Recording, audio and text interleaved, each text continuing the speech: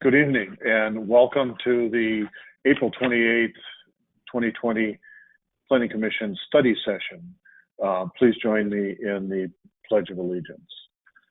I pledge allegiance to the flag of the United States of America and to the republic for which it stands, one nation, under God, indivisible, and justice for all.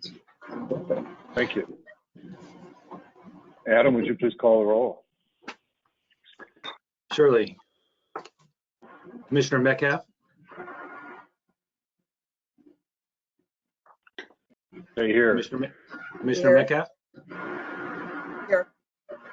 Commissioner Bendel? Here. Commissioner Bundy? Here. And Commissioner Chase? Here.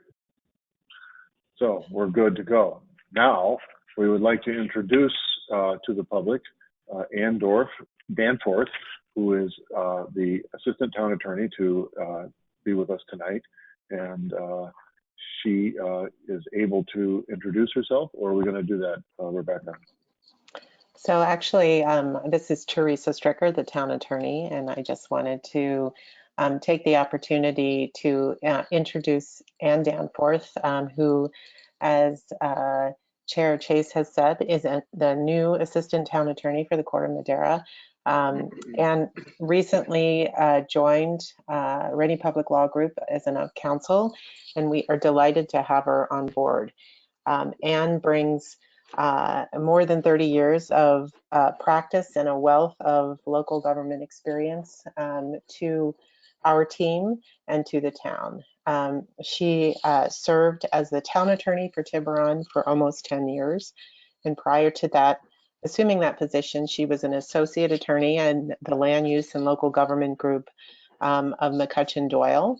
And prior to that time, served as deputy city attorney for the city of San Jose. For the past 3 years, she has served in a variety of capacities, including a position that she currently holds as a general counsel for the Kensington Police Protection and Community Services District. And with that, I will say welcome aboard to Ann. We are delighted to have you. And as you know, Ann will be taking the primary role of sitting with the Planning Commission going forward. So with that, I will turn it over to Ann. Thank you.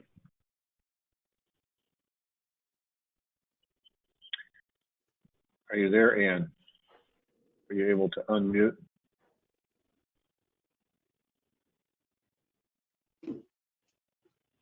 No, it doesn't appear so. Okay. I believe that Rebecca may have muted Ann because Ann is having difficulty muting herself. I just unmuted. Okay, there you are. Can you hear me now? Okay, I'm very sorry about that. So I want to say how happy I am to be here working with Corte Madera, the Planning Commission, and the Planning Department team. Land use was my first love as a lawyer, and I'm very happy to be working in it. I've also quite a veteran of your neighborhood. I actually was close to 20 years in Tiburon as town attorney, and it's lovely to think that I will be back working in Southern Marin with my former neighbor, Corte Madera. So thank you for having me. I'm really looking forward to our future relationship. Pleased to have you, Ann. Welcome aboard. Thank you. Rebecca, you want to make a few comments on the public comment process tonight before we go to public comment on the items not on the agenda? Thank you, Chair. A few words about public comment for those of you who have participated in the town's video conference meeting so far. Public comment is done two ways. We have accepted public comment via email to publiccomment@tcmmail.org, and that web address will be checked frequently throughout the meeting to look for any written public comment. Or at any point during the meeting, when the chair calls for public comment, you can click on the raised hand icon and staff will be notified that hands are raised. And when public comment is taken, staff will unmute you and announce which attendee is being unmuted and invite you to make public comment. and you'll have 3 minutes to speak. And at the end of the 3 minutes, you will be muted once again, and you can raise your hand later in the meeting if you have additional public comments. Okay. Well, that sounds clear to me, but we'll move right into the public comment for items that are not on tonight's agenda. So if you have something that you would like to speak about that is not on tonight's agenda, then you have 3 minutes to speak. You know, we have the hand on the public menu. And do you have any hands up for that?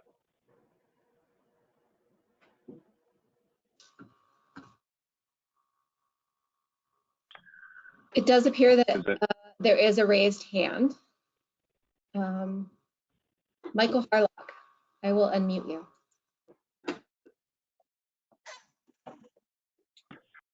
Michael Harlock. Michael. I don't know if you can hear me. Yes, we can. I hit the wrong button. Oh. No, I didn't have any public comment. I'm sorry. Okay, you're forgiven. Thank you. All right. Anyone else? I see no additional raised hands and no emails to publiccomment@tcmmail.org. Okay. Then what we'll do is we'll close the public comment for items that are not on the agenda, and we will go to our major agenda item tonight, which is the open town hall project item. This is tonight's reason for the hearing. It is about the town hall project known as the Town Hall Remodel and Addition, a study session to review preliminary plans for Corte Madera's Town Hall Remodel and Addition project at 300 Tamalpais Drive. I don't know if Phil is going to be the sole introducer of this or if you will start, Adam.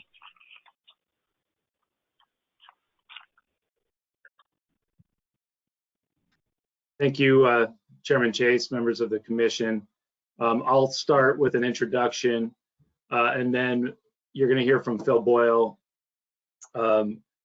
with a presentation on his staff report, pretty brief, and then from Ron Cappy, the project architect. I sort of always like to start these study sessions or preliminary review meetings such as this by making sure that members of the public understand that no formal action will be taken by the Planning Commission this evening. Rather, this is really an opportunity for the Planning Commission and members of the public to weigh in relatively early in the design development process and for the Commission to provide direction or guidance on matters of design or policy prior to the development of a project application. The Commission is very familiar with this process. We've had projects benefit from this process in the past. Usually for any sort of significant development project, this is something we like to do. Recent examples have been Amy's drive-through, which had a lot more policy issues up front and questions to discuss.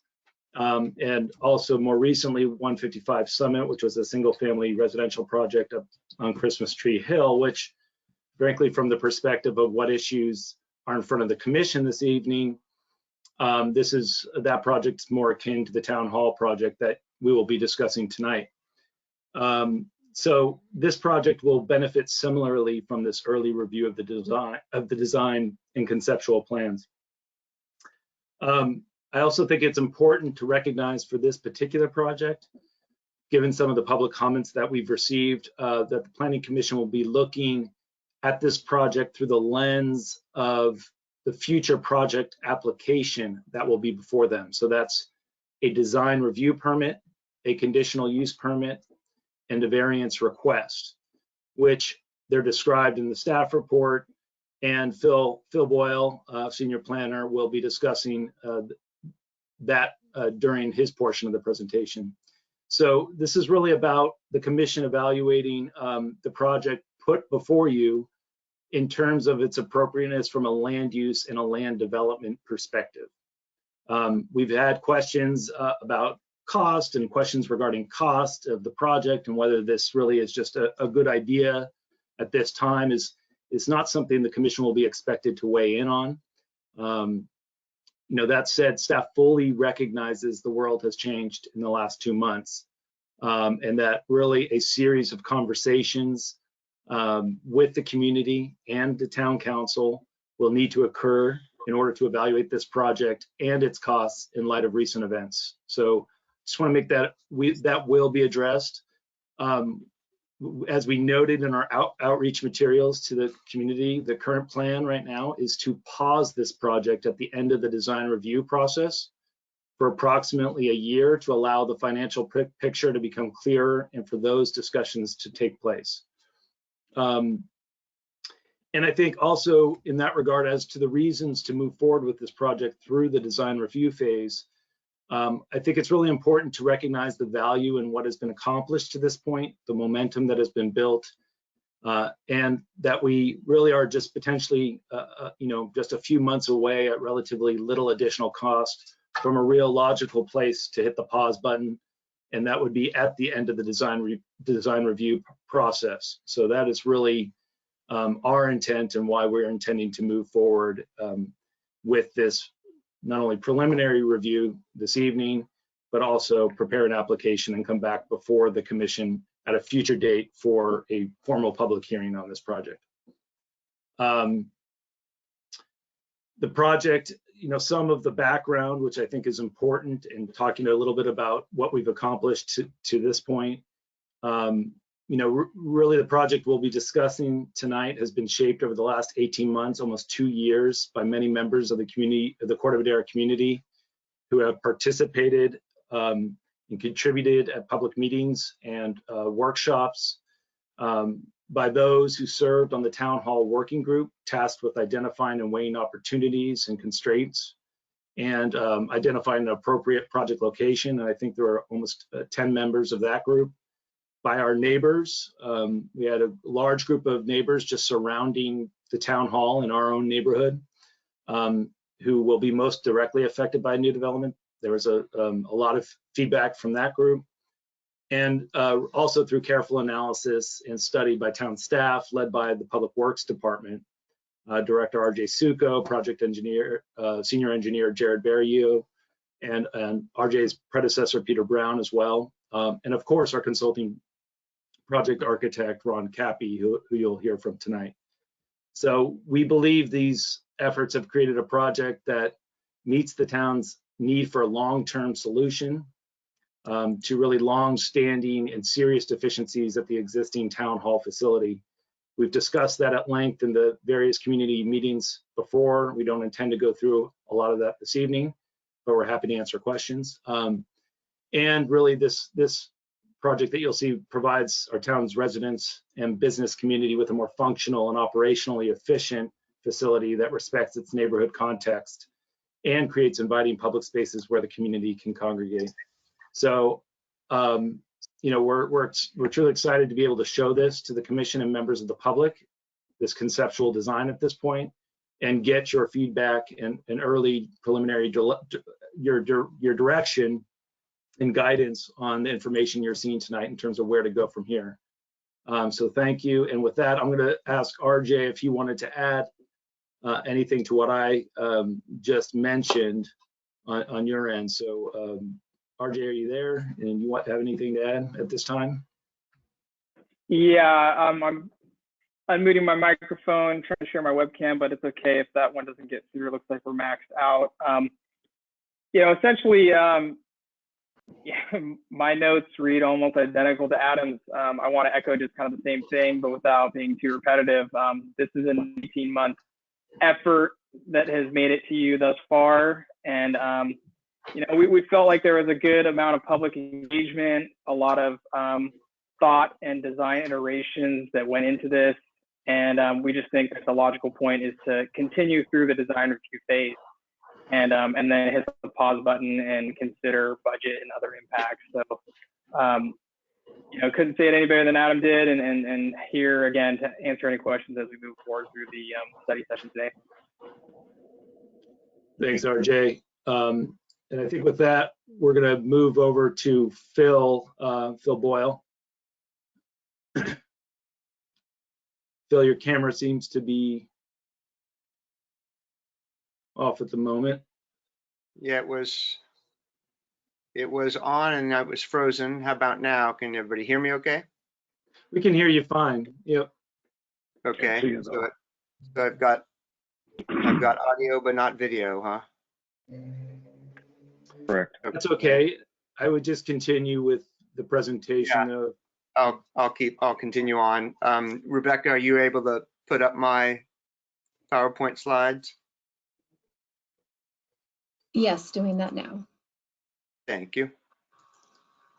And I am transferring to you. Are you able to control? Great, so I'm able to move, trying the arrows up or down.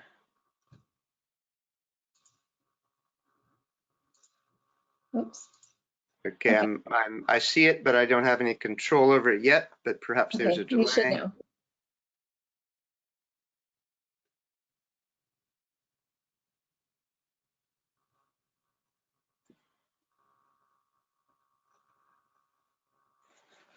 Well, I'll go ahead and get started, and the pictures are helpful, but not absolutely essential.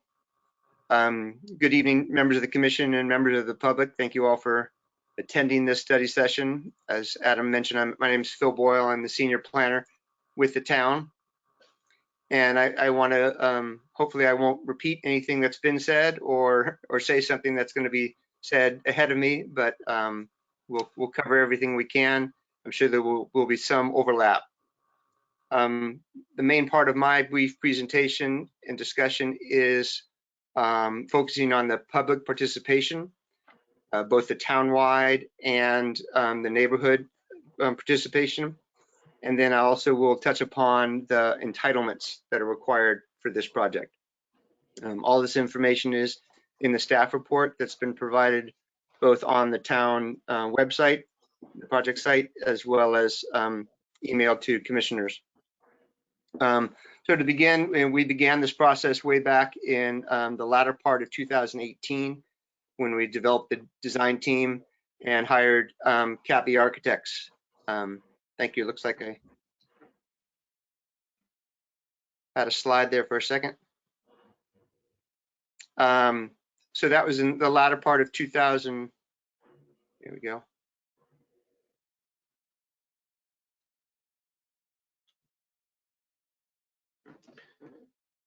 Phil, That was in the latter part of 2018. First part of 2019, as Adam mentioned, we created a working group composed of council members, planning commissioners. Peter Chase was a member of that working group, as well as staff and citizens. And then following the working group in early 2019, we had 3 public workshops where we had group discussions, questionnaires, and got a lot of valuable information, from the public at those public meetings. The end of last year, we decided and realized that it's very important to touch base and have a specific meeting just for the local community, meaning our immediate neighbors of Town Hall on Willow Avenue and Tamalpais Drive. And so we had that in the early part of 2020, and that proved to be very valuable. We had a very spirited discussion. A lot of important items came up. The height of the building, the bulk of the building, parking, a number of very important issues came up. One of the key elements that came up and was discussed quite a bit was the height of the building. And I'm hoping I can get to a slide at this point, because this will be helpful. But we certainly heard loud and clear from the community, our adjacent neighbors, particularly across from Tamalpais Drive, that they were concerned about the height. So staff and the architectural team worked very closely and very diligently with the neighbors, trying to come up with a design that would both provide the necessary square footage and area needed for a council that would, a town hall that would accommodate staff, with a minor addition of staff, possibly, you know, four to six people in the future. So not a huge expansion, but a town hall that was adequate to meet our needs for the next, you know, 50 to 100 years. We had designs that were 3 stories at one point, podium parking, offices above that, and then the council chambers above that. Continued to work through and presented a number of these designs to the public. And working closely, we were able to come up with the current design, which I really wish I could show you. Phil, I'm happy to advance the slides for you if it's not working. Oh, absolutely. Thank you. Advance away. I'll tell you when to stop. Okay, back one. I'm sorry, back again and back again. Okay, so that was good. Oh, back to one that shows the rear, there we go, right there. So, so I apologize, this isn't, it ties into what I'm saying. So we're able to come up with a design that both provides adequate ceiling height for the workers down below and also adequate ceiling height for the council chambers up above, but not excessive ceiling height on either level. So we have a 2-story building. What you're looking at right now is the rear elevation, looking from the parking lot, or the north elevation. This shows work offices down below, and then up above is the council chambers in the upper left. Even though we reached this compromise, and because though we reached this compromise, and we think a majority of the neighbors are happy with it, we had direct communications and direct meetings with them, we still need to apply for a variance. The maximum height allowed is 30 feet, and this building will be approximately 34 feet 9 inches. So we will be asking for a variance for this aspect of the project. Rebecca, if you could advance the slide again. I want to show the one section. That one there, thank you.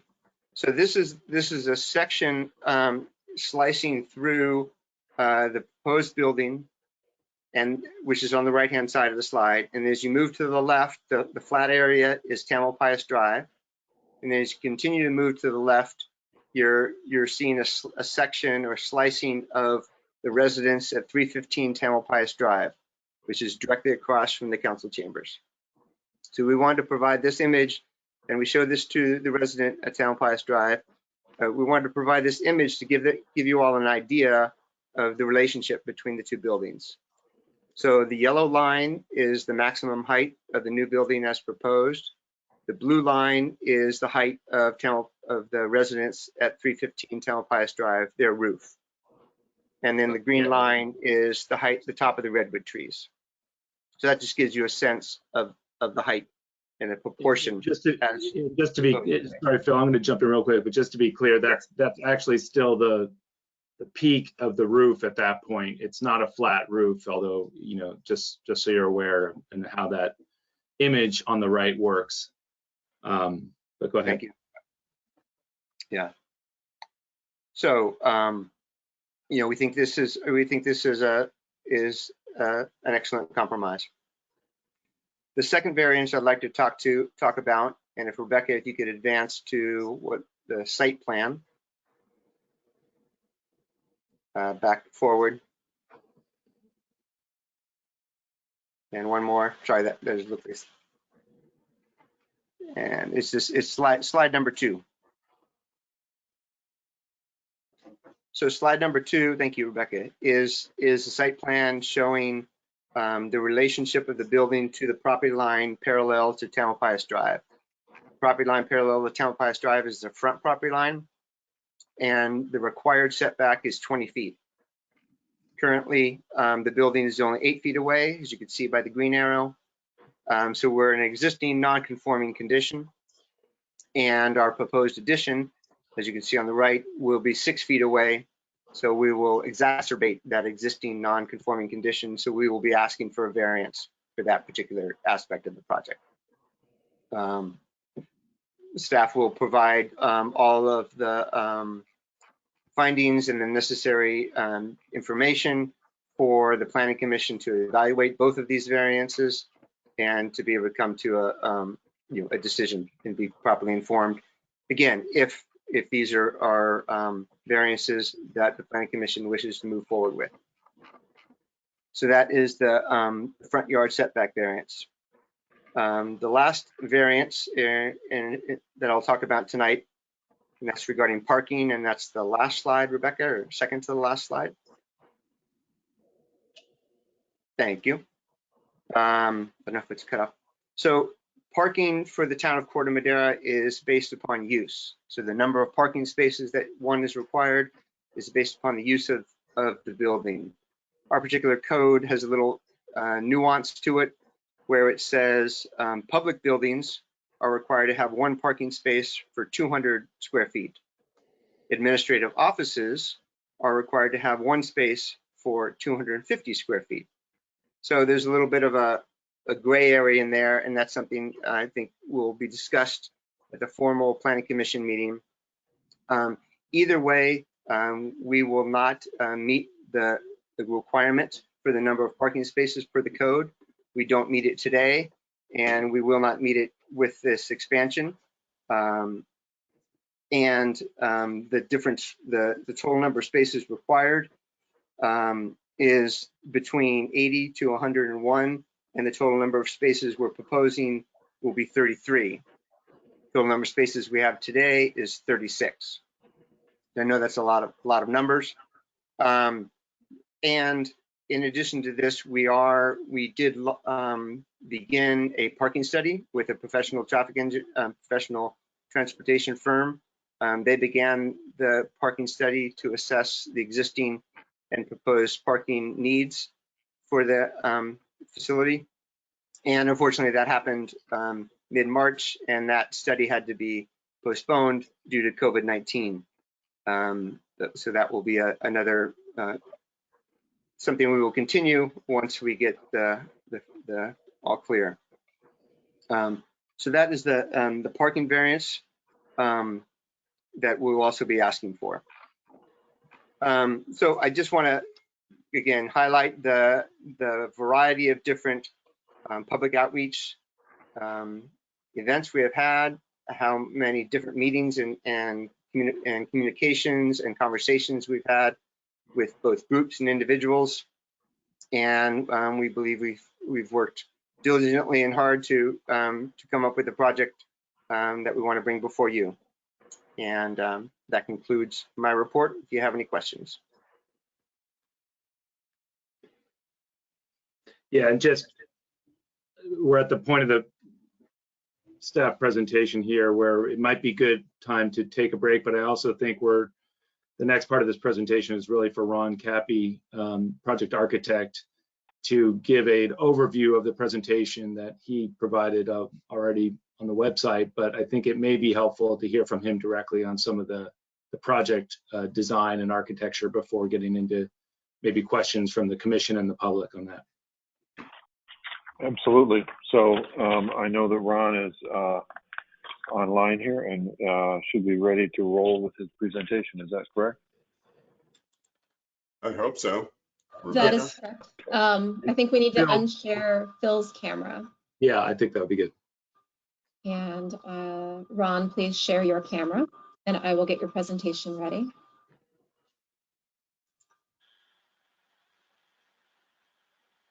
Do you have a visual on me yet? Not yet.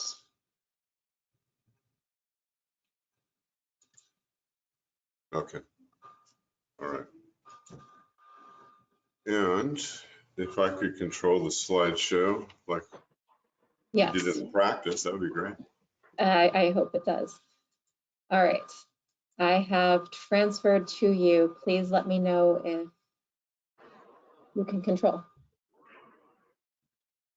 It says controlled by Phil Boyle. It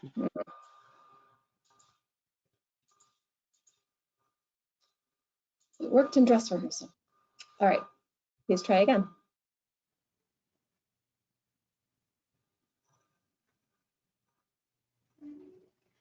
Anything?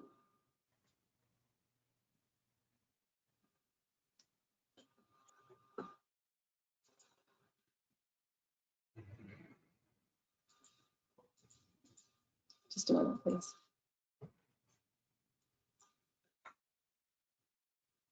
Okay, you should have control of the presentation.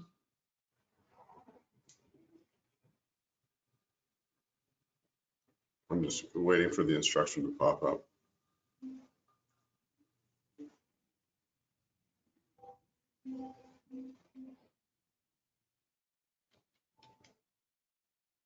I apologize, everybody. This worked in practice.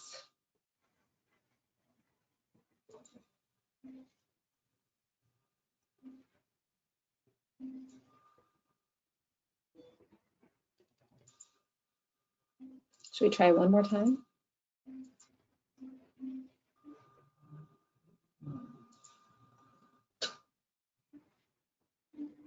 Okay, are you not getting the pop-up that you got last time? Maybe, Ron, would it be too much to ask if you just ask Rebecca to advance the slides for you? If you're okay with that, Rebecca. I am. I'm just. So I'll just say next when I want you to change, okay? Yes, please. Okay. All right. All right. I'll begin then. Honored commissioners, my name is Ron Cappy with Cappy Architects. I'm the consulting architect with my office in San Rafael. I've designed a number of civic projects in Marin County and Northern California. I have worked closely with the Corte Madera community for the last year and a half as a listener, a participant, and interpreter of the community dialogue that has shaped this proposal being presented tonight. Next.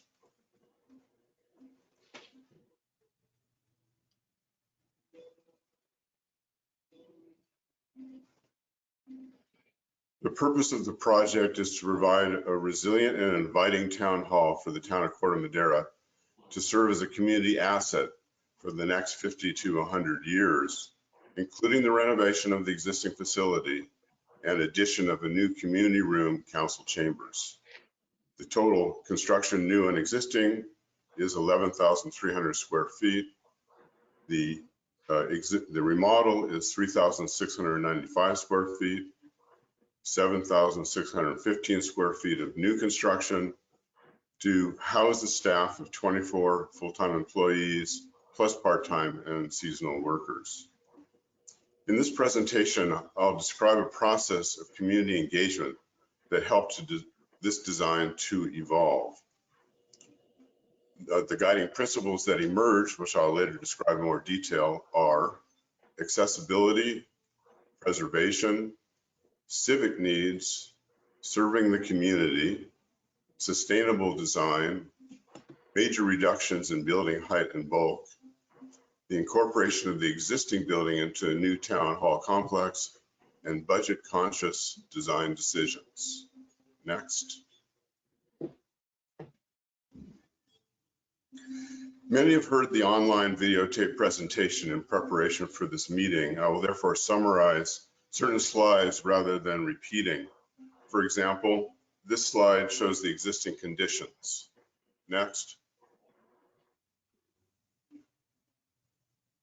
The engagement with the community has been the most important part of the design process, so I'll take a few minutes to describe the effort. Adam and Phil and RJ have already talked about that as well. First, we held 3 working group meetings, February 28th, March 14th, and March 29th, 2019. We did a master plan study. We looked at alternative sites for the town hall. We ended up returning back to the existing town hall site as the preferred site. Deficiencies of the current town hall were discussed, and this led to the inclusion of a new council chambers into the project. Preservation of the redwood trees was always discussed as a priority. This moved into 4 community workshops, May 11th, May 13th, December 12th, 2019, and then January 30th, 2020. The photos in this slide depict the last community workshop where stick-on dots were used by participants to indicate preferences for a wide range of design topics. We presented large posters of images of window forms, wall materials, roof forms, trellis forms, plazas, plaza materials, and rooms. Participants were invited to vote for their favorites. In the community engagement process, we also use questionnaires, group discussion, and workshop. We showed various 3D massing diagrams of potential buildings at the site in order to have a key discussion about building height and mass. The additional reoccurring themes are also highlighted. A budget was always under discussion. The community room, council chambers being larger, more spacious. That the existing building was seen as inadequate and unsafe. The need for sufficient parking, the need for better town service, and the reduction in height and mass, yet still meeting the programmatic and civic needs. Next. This slide shows the preferred imagery from the community engagement workshop.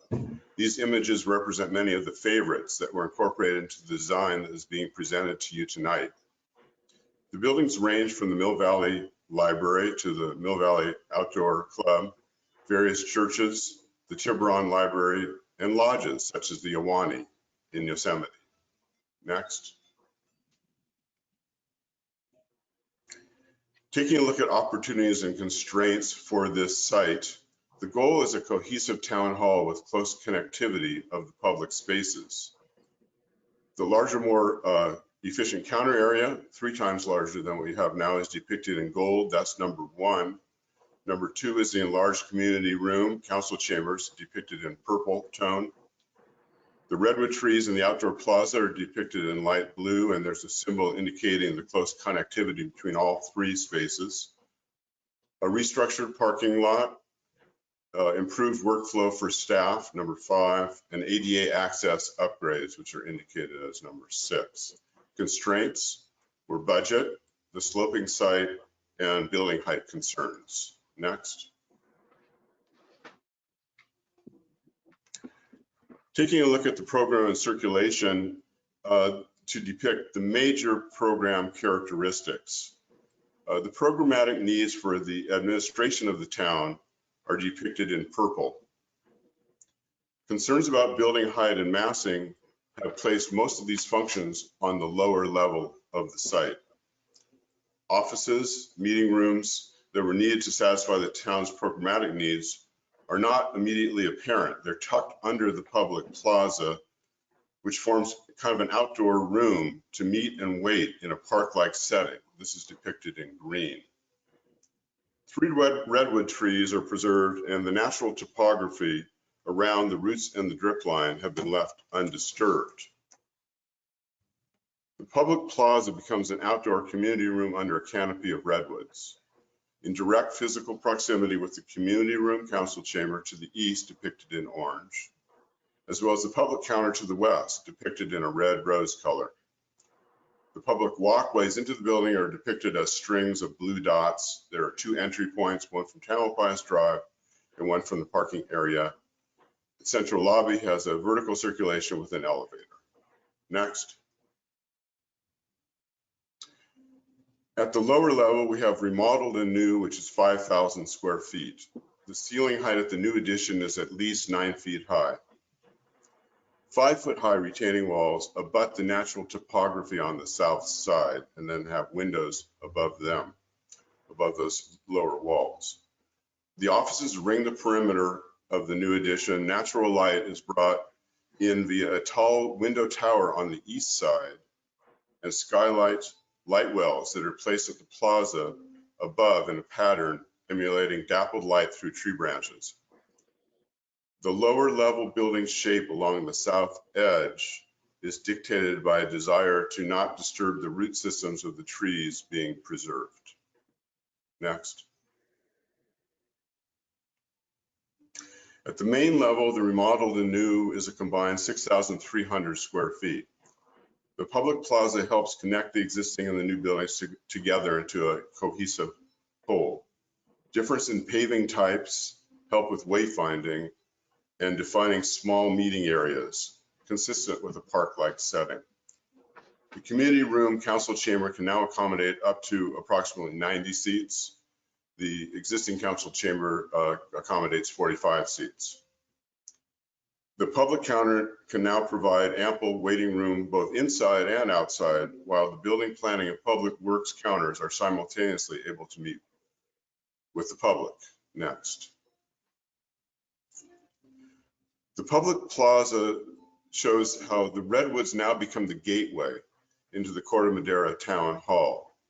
The roof lines of the public service center, the public service counter, the central lobby, and the community room council chamber are all connected via the use of a wedge dormer shape to provide an upper level of enclosure to the public plaza. A dormer has been added to the flat roof of the existing building to incorporate it and integrate it with the new. Trellis forms provide a lower level human scale to the plaza. A linear trellis helps with wayfinding leading to the public service center. A smaller trellis at the central lobby defines seating areas.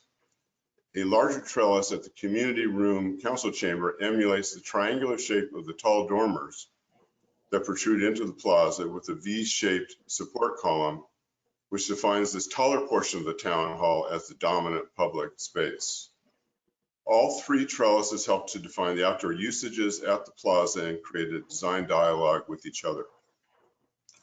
Most of the building's windows are facing inward toward the plaza on this side rather than outward toward the surrounding neighborhoods. This is meant to be the more informal, inviting side of the town hall. An accessible ramp entry is from the west side of the plaza. Landscaping and curved railing provide a softer, inviting front edge on the Tamalpais side. Next. At the northeast view, you see that the administrative offices are on the lower level. The community concerns about not wanting windows looking out into the neighborhoods has been accommodated. The lower office windows do not. The upper level community room council chamber has been purposely left windowless along the north face of the building, except at the central lobby area. The tower dormer that is depicted on the east side face brings light into both levels, and it is aligned with an existing pine tree at the adjacent fire station. The central lobby dormer aligns with the stand of trees at the north edge of the parking lot and does not look into adjacent residential areas. ADA access is provided at the central lobby to get to an elevator. Stairs can also be used to get directly to the plaza level. The trellis form has been brought through onto the north edge entry point to also help with wayfinding. We have been able to keep the building contained on a site so that the existing driveway coming off of Tamalpais Drive is retained.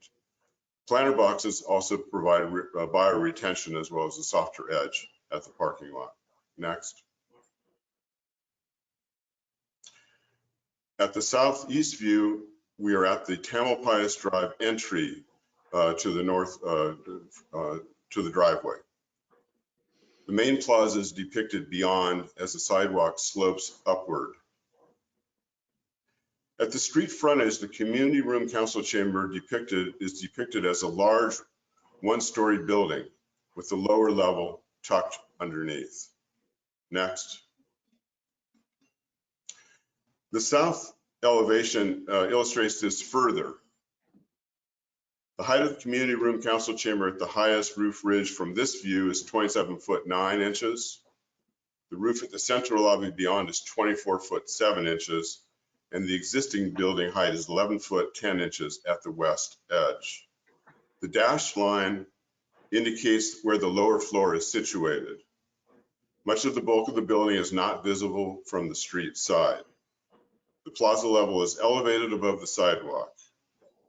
The new wood siding is well shaded by the redwood trees, whose height has been surveyed and is accurately depicted in this illustration. Next.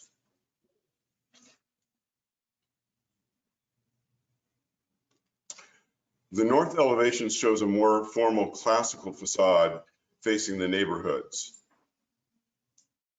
The highest point at the community room council chamber roof ridge is 34'9", as Phil mentioned, while the roof line at the central lobby measures 30 feet, 7 inches. This side is generally closed down to the neighborhood, except at the central lobby entry point. A north clear-story window brings indirect light into the large community room council chamber. The roof line that slopes down in the north direction away from the plaza has a traditional mansard roof quality to it, with the central lobby dormer and lower office windows introduces more classical elements for this facade. Next. This slide demonstrates the elevation challenges, the variety of slopes that affect the project. On the west elevation on Willow Avenue, that's adjacent to the residential neighborhood, it's kept low, 11 foot 10 inches in height. At the east elevation, which faces towards Pixley Avenue and the park, you have a taller form, which is dictated by the sloping site. You also see that, that from the sidewalk, the natural topography slopes to the building, and that becomes a landscape area.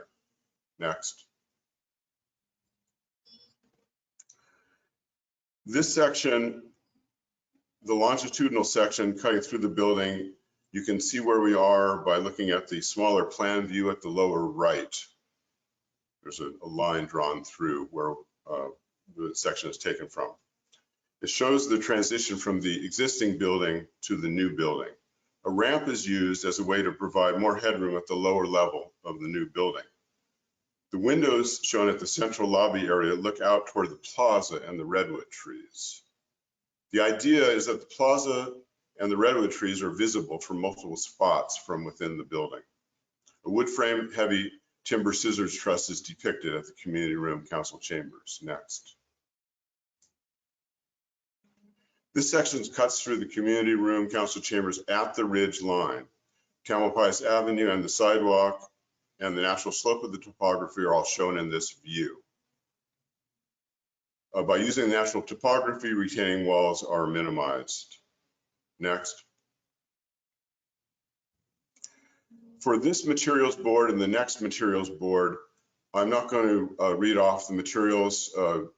I did it in the original presentation. We can revisit these slides if you want to talk about materials. Next and next. The landscape plan, the main thing I want to emphasize is the bioretention areas, which are the bright green areas. And this, we take the roof drainage onto the plaza through the tree well at the redwood tree and run it through the bioretention area. There's another bioretention area at the north of the building. Next. Sustainable design. The goals for this building are to reduce carbon emissions, promote healthy and energy efficient building, and develop energy saving programs. Number 1 shows the preservation of the redwood trees. Number 2 shows roof mounted photovoltaic solar panels on the existing building flat roof. Electric vehicle charging stations are shown in number 3 to the north edge of the parking lot. Bike parking is shown in number 4, and shower facilities are being provided. The roofs will be cool roofs. Water efficient landscaping is the order of the day. At the interior, we have low VOC materials, water efficient plumbing, access to natural light, and the storage and collection of recyclables. The energy system, we're trying to optimize the facility performance and comply with California Green Building Standards. Next. Phil already discussed the parking situation. This shows the existing situation. We have 36 total stalls. Next. And now in the new proposed, which you got a glimpse at earlier, we have 33, 3 EV stations, 2 ADA stalls, and 3 bike stalls are also shown in this preliminary parking scheme. Next.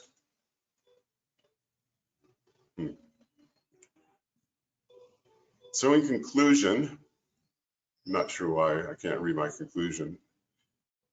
I think I want to emphasize the main points were the community involvement, I think, were a unique characteristic of this project. I feel like the dialogue that took place between the town staff and the community really is what led to the building form that you're looking at. There's a high level of cooperation, in my view. The redwood trees were not only preserved, but they became a kind of a central focus. The expanded community room, council chambers, gives the town a lot of flexibility. We saw this in terms of emergency needs last fall during the fires, and we can easily imagine the need for other kinds of emergency situations moving forward.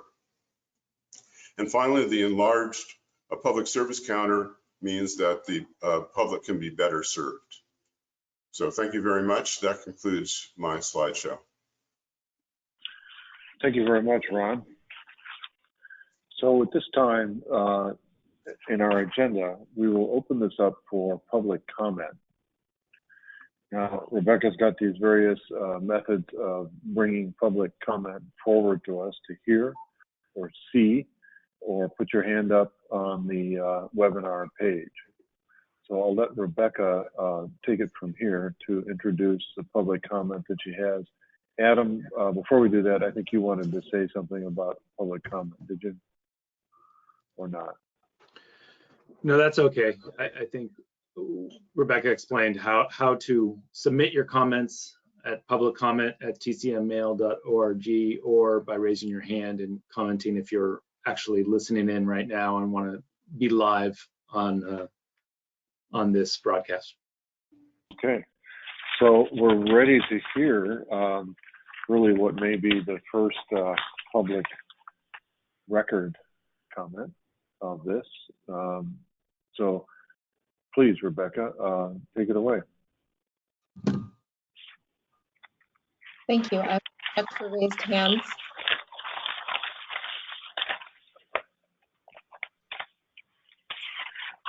Okay, we have 2 raised hands so far. Jim Robinson, I will take your comment first and unmute you.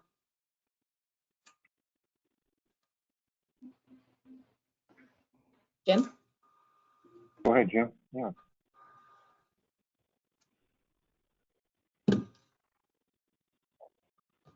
He has been unmuted, but he might not be aware that he's been unmuted. So I will come back to him. Jim, if you can hear me, I'm coming back to you. And we will take the next in line, which is Joe Malin. Joe. Joe, you may unmute yourself. Okay, I hit yes, so did it work? There you go. Okay. Hi, so I'm with my wife, Lisa, and my 2 kids in our living room here. I first want to say that, we've been involved in this process and are very pleased with the amount of interaction and the ability for us to get our 2 cents in, and think that Ron's done a great job of making a lot of little minor tweaks in there to kind of, as a lot of you may know, we're probably one of the closest neighbors here. We're in the backside. So I really appreciate all the work. I'd say that our only kind of concerns or comments is the use. And I know that one of the uses, we want it to be for the town administration and for the town meetings, like the planning commission and the city council meetings. I think one of our concerns is that it turns into more than that, where it's open to the public for, I don't know, concerts and or mitzvahs and things like that, where the parking could really impact us directly, being that there's only 33 spots and it really needs 70 or whatever Ron said. So I say that's our biggest concern, is what the final use is. I mean, we want the city the town to be able to do what they need to function, and hopefully this will serve them for the next 100+ years and not have to do any more additions. But I think our concern, and it may not be so much design, but more of a use question on what are the uses going to be. We have the community center down the street, which we think functions great for that, and hopefully that's still going to be the focus.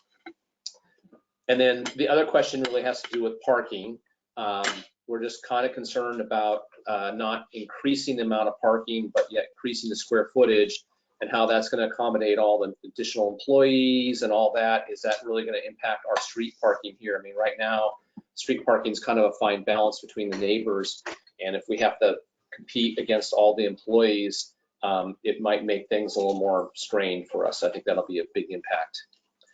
And then probably our last question is on the site plan. The new EV parking stalls, which I'm all for, appear to be right up against our fence, and we have some pretty well developed 2 redwood trees and 3 Monterey pines that kind of separate our fence from the fire station and their stuff. And right now they have the temporary building there. I'm just curious, are you going to lose that buffer, and are the parking spots going to be right up against our fence, and will we be losing those trees, which kind of give us a nice little break from all the other structures? So I think those are our 3 primary questions. It's really the use, the overall parking, and then the parking in our backyard. So with that, you can take them off and answer the questions without my comment. Thank you. We're all writing madly here, and I think that we'll address them collectively at the end of this. Rebecca, has Jim Robinson made his way back to the fold? Let's see. Jim, I'm unmuting you. Can you hear me? Jim Robinson?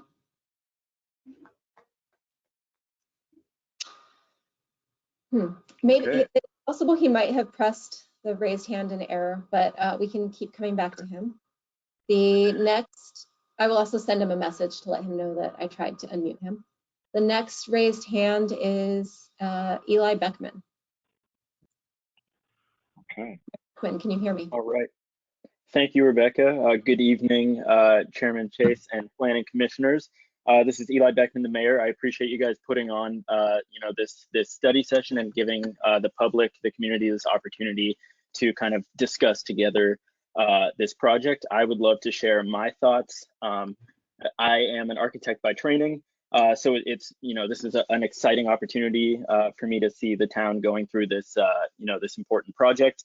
I think there's a lot that Ron and his team have done really well on this scheme. I think one of the strongest elements here is the way that the whole building is really centered around this plaza, which is itself centered around these redwoods. I think that's really important for the plaza being sent to the public experience, I think is right on. So kudos to Ron and team on that. I like the sort of lobby pass-through connector where the new addition and the sort of existing building meet. I think that's good. I think the open and light council chamber is a really nice idea there. I think the public counter is well designed, and I like the use of wood cladding. I think that's going to bring a nice warm sort of human touch to this. So I think those are all things really well done. There are also some things that I would I don't know, that strikes me as a little bit odd about what we've seen thus far. I think when you kind of step back and take a look at this scheme, especially these different perspective renderings from street views and such, it feels a little jumbled in a way. There's, I don't know, sort of a lack of coherence to my eye at least. And it's things like, the roof lines often feel sort of random, or you've got like shed roofs meeting into each other where they become valleys, and you're going to get water and leakage and buildup of leaves and stuff there. You've got other places, you've got shed roofs or mansard roofs dying into flat roofs. It's the roof lines especially, I think, are just they feel haphazard. Things like the tall dormer, for example, I think that's a cool idea, integrating this kind of element here, this tall vertical element that unifies the first and second floors. I think the natural light that it's going to bring in is great. But if I'm looking at this northeast view rendering here,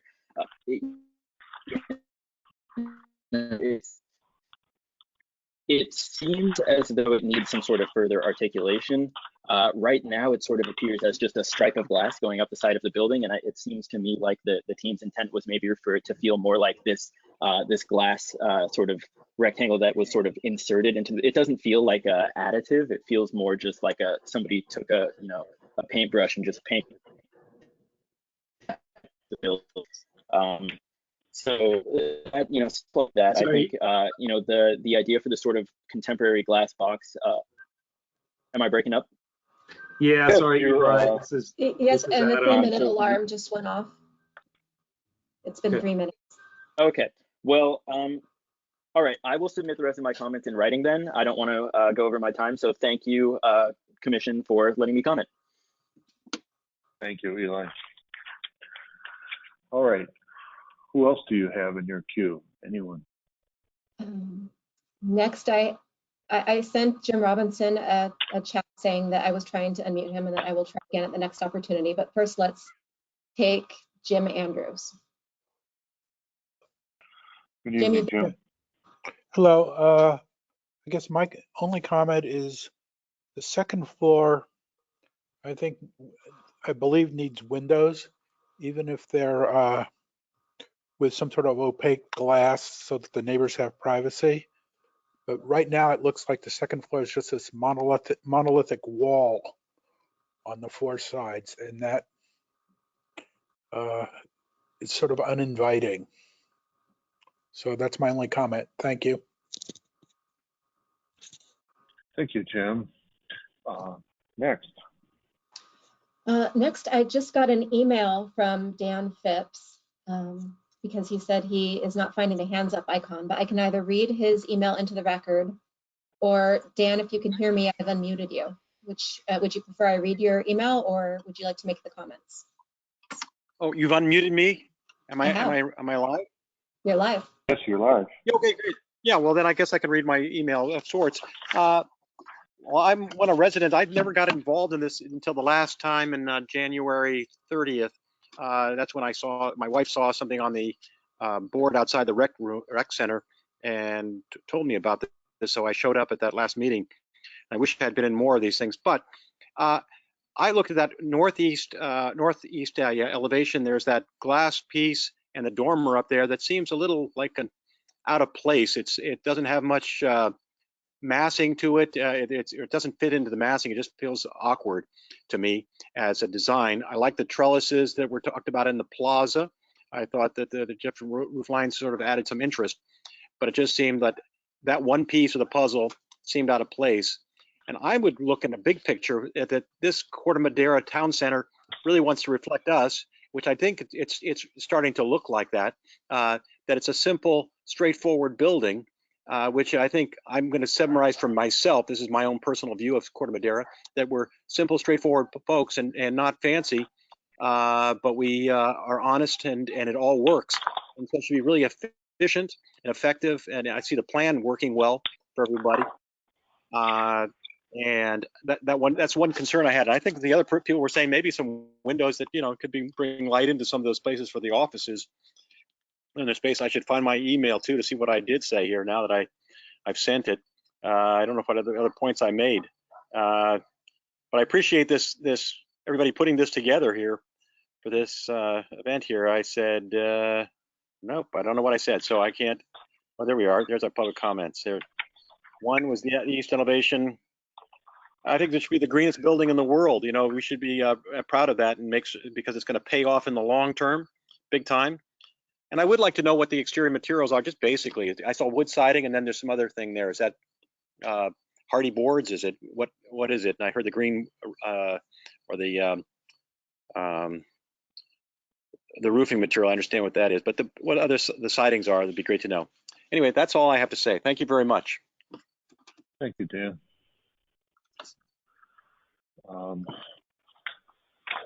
I will take this chance while Rebecca looks around to encourage the town to subscribe to the town newsletter, which Rebecca issues every Friday. It's an important piece of information, and that would keep everybody very informed. Who else do you have, Rebecca? We have several others, but just for people watching at home, if you are in the same situation and aren't sure about where the raised hand icon is, feel free to send an email to publiccomment@tcmmail.org and I will see it and unmute you, or send a chat through the chat function and let me know that you'd like to be unmuted, and I can do that as well. I got a response back from Jim Robinson that he would still like to speak, so we'll try unmuting Jim again. Jim, right. Unmuted.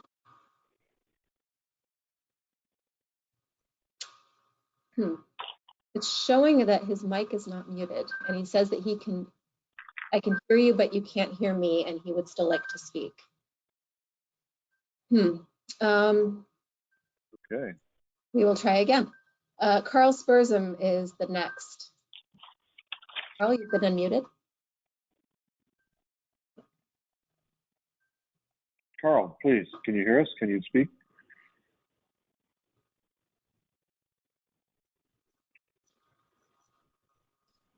Carl? Okay. Okay. Let's try Michael Harlock. Michael? Commissioners, thank you. Michael Harlock, 533 Redwood. As usual, I'm the fly in the ointment. I think Ron's done a very interesting architectural solution. I think, and it's probably too late into the process to think that this is a large site planning mistake. I have continued to have trouble leaving the corner building, to me, even more banal and box-like than it is now. If you read my comments, this is the place that I believe we ought to have the council chambers on the most historic visible corner. If it was set back to match the footprint of the lower floor, keeping the lower floor, it would be just the right size for the council chambers and have a greater setback. I think the setback of the added 2 fire stations, very unfortunate. I see no reason why the new council chambers is only 6 feet away. But more importantly, when you devote that much resources and to the complexity of the new building, and we have tall glass lobbies, we have stair-stepped underground spaces, the downstairs office footprint has no relation to the council footprint above it, simple rectangle. I see costs, tremendous costs in this.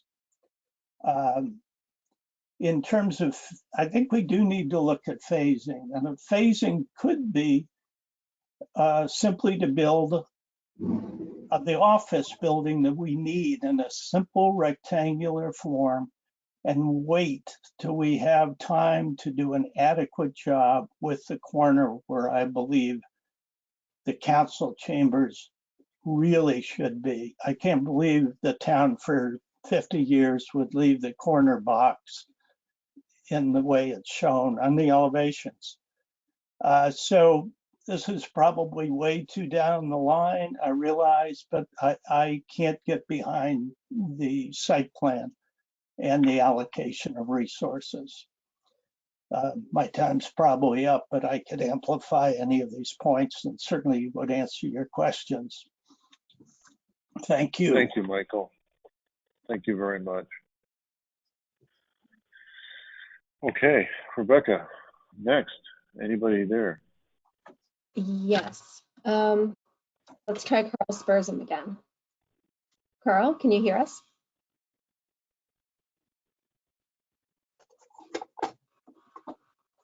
Oh, it says his GoToMeeting won't connect to his microphone. Okay, which is probably the same problem, but we'll try Jim Robinson one more time. Jim, are you with us?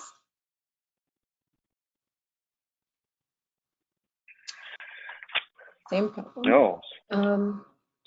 Wonder if they can send in an email quickly to you. And yes, if you want to still make public comment, please send an email and we will get it read into the record. I did receive a question from Michelle Miller, who said she submitted an email response and was wondering if it would be read. Adam, did you want me to go ahead and read that? I'm happy to read it. It's fine if that's easier. This is an email from Michelle Miller. Hello, I have reviewed the current plans for the town hall. I am pleased that the planning committee has decided to go with the modified version. I have a few questions I would like to submit. With regard to how the town hall remodel will be utilized, are traffic studies still part of the planning process, and when will they occur? In light of the COVID-19 pandemic and current shelter at home order that is now planned through the end of May, I would like to know how has this impacted the design process now that this is our reality? I recall in a previous meeting when the question of working remotely was raised, the essence of the response was that this was not something to be considered due to the nature of work at Town Hall. Never going to happen, in parentheses. Number 3, recently, while conducting research of the county assessment record for my home, I discovered that my property directly across from the fire station received a reduced land value due to proximity to new firehouse in June of 1966. Presumably, this is when the current fire station was built. Please comment on this in regard to the town hall expansion. Okay, that's it then, huh? From Michelle Miller. Yes. And I would gather And, she's, go ahead. no, that's it. Sorry. Okay. And I think, And I gather I guess the only other comment on the public comment email, I believe was in the packet, but just in case it was sent again, I believe. Rebecca, am I correct? From Holly? Yes, that's correct. I didn't see it in the packet and we received it. Okay, I will just read it now. I will read it now for the purposes of public comment. This is from Holly Axtell, Manzanita Avenue. When will there be a vote on whether the residents of Corte Madera want to spend the money on a new town hall building as opposed to continue paying for rental space? Given that the money comes from the residents, I would certainly hope that we get an opportunity to vote on this extremely large expenditure. Please let me know when we can expect this vote to happen. Thank you very much. Okay. Got that written down. Okay. And I do have an additional raised hand from David Kuhnhart. Mr. Kuhnhart, are you there and able to hear us? If I am unmuted, I am, or am I unmuted? You are. You are. First of all, I would say thank you very, very much to the Planning Commission to holding a hearing in this awkward fashion and in these unusual times. To Ron Cappy and to the entire team, I have to say I'm very impressed with how you have listened and how you've executed on several key criteria that I didn't expect you to be able to satisfy. Height limit is one. I'm interested that you have chosen to limit the height limit on Willow Avenue to essentially the residential scale of most of Willow Avenue as it arises and comes close to Tamalpais Drive. I do think that you've been referring to council chambers. I would refer to it as the volunteer chambers, that this is the place where all public meetings will be held, not public concerts, but public meetings will be held. Bicycle Pedestrian Advisory Committee, the Town Council, the Planning Commission, you name it. It is a really, I think, a very nice idea to have an expansive area with trusses. I love the concentration on the outdoors and the concentration on the front courtyard area and the light and windows that will access in two ways, inside and out to that area. So I have to say I'm pretty impressed.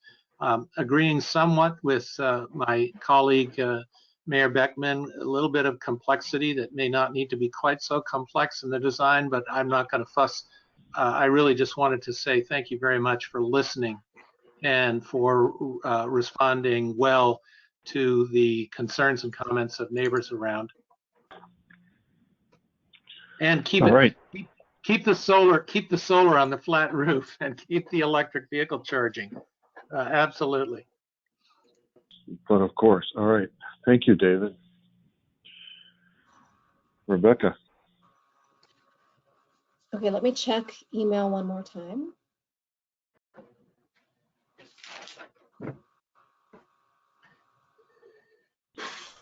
Any additional emails? And let's check for hand raises. It looks like Carl might have joined under another email. So let's try that and see if we can get him on the line. Carl? Hi, everybody. Can you hear me? Yes. Yes. All right. Well, my solution to others out there is you need to allow access to your mic, but you got to restart the whole GoToMeeting program. So it basically logs you off and you come back in. All right. There's my public service announcement. Hey, thanks for all the work you guys have done on this. And I got to tell you, Ron, I think the design is fabulous. I like all the angles. I'm not going to chew on any of that. I think it looks really nice. Mine is more of a superficial comment. That wall facing Tamalpais that has the town of Corte Madera on it, it'd be nice to have that be a little bit more gumbo on it, something a little more design. It just looks like kind of a large plain wall with our name on it. I don't know. So something a little more attractive, because that's the side of the building that people are going to see the most and all of that. So, and I will just throw in Jim Andrews. I like his comment about the side of the building having just some light windows up there, opaque and such. It does look like a rather large blank wall as well. Anyway, thanks again for all your time and effort. Thank you, Carl. Thank you for to make your public comment. That appears to be all for raised hands, but Jim Robinson, I'm going to unmute you one last time to see if you were able to get your audio to work. And if not, I would encourage you to submit an email to publiccomment@tcmmail.org and we can read it if we get it before the end of the meeting. Jim, are you there yet? No, I'll work with him to see if I can fix his audio before the next meeting. Okay. That's it. Thank you. So thank you very much. Like to hear all these people that we've seen so often over the years and months back before the commission again. So I know Adam was probably taking notes. I've been taking notes, but I'm going to give Adam and Phil the opportunity to respond to the commentary or the questions before we get into our commentary, because there's some definite questions that were asked and they may be informative. So, Adam. Sure. Anything? Thank you, Chairman Jason and commissioners, and thanks everyone for those public comments. Good questions. And please, if I may have not written down everything, so if I forget something, please remind me, Peter. So yeah. There are a couple of things, a lot for Ron, I think, actually, but on the going to one of the, I guess I'll start with the Malins, and they had concerns about the use. And I can say the intention is not to have concerts or large sort of public gatherings. When I think we think about the space, it is intended to be a flexible space that can be used by community groups, such as those groups that are already using the town hall facilities to a certain extent, whether that's NRGs, whether that's other volunteer groups, as Councilmember Kuhnhart mentioned. I think we fully agree that the community center is the place for these larger, more festive sort of events and functions. That said, I think we can do some more thinking about how to qualify that or address that as we develop a project application that sort of makes that a little bit more formal in sort of our response. So in terms of, there's a comment about parking and that parking is not being increased. And that is true. And I think this is a similar comment we heard back at the January 30th meeting. One of the things to think about in terms of parking is that we aren't really looking at this project generating any additional demand. And let me go into that a little bit. The reasons for that are that really those folks coming, for example, to the public counter, and I should say peak demand, which is really what parking is about, is exceeding the capacity of the peak hours at which parking is in operation. So we aren't generating more people coming in to request town services. It's not our expectation that that would increase by this project. Those people, for example, who have questions or want to come in and deal with the permits and get permits and ask questions of staff, those people will come in at the same degree as they do today. Similarly, council chambers, you know, these additions aren't really intended to draw more demand. It's just trying to create adequate capacity for the meetings and the activities that currently happen at town hall. What we have talked about is, in terms of office space, we have allowed and sort of, we think tried to at least allow for the possibility at some point in the future, again, this is a long-term project, that there could down the road at some point be potentially 4 or 5 new space for 4 or 5 employees, additional employees. And we're talking years from now, and there's no plans for that today. But that's really the only additional parking demand generator that we see over the when you sort of compare that to the current conditions. So a couple of things that we were planning on doing to sort of show that the parking situation was adequate, and unfortunately some of what is currently going on has affected that. So one is that we wanted to analyze the current parking capacity that we have at town hall. Again, if we're not generating a lot of additional demand for parking, what we have today could theoretically be evaluated, and we should gain a lot of information as to whether or not we need more parking or not. The parking study that we were going to do was scheduled for, I think, late March. And then, of course, obviously, now we're in a totally different circumstance where it doesn't make any sense. The information we would get from a parking study at our current town hall facilities isn't representative of a sort of a quote unquote normal situation and normal parking demand at some point in the future, where we get back to people using the parking area as it might be used in the future. So we are going to look into that. One of the things that we could potentially do in that regard is condition any approval on the parking study being done at some point in the future when we can.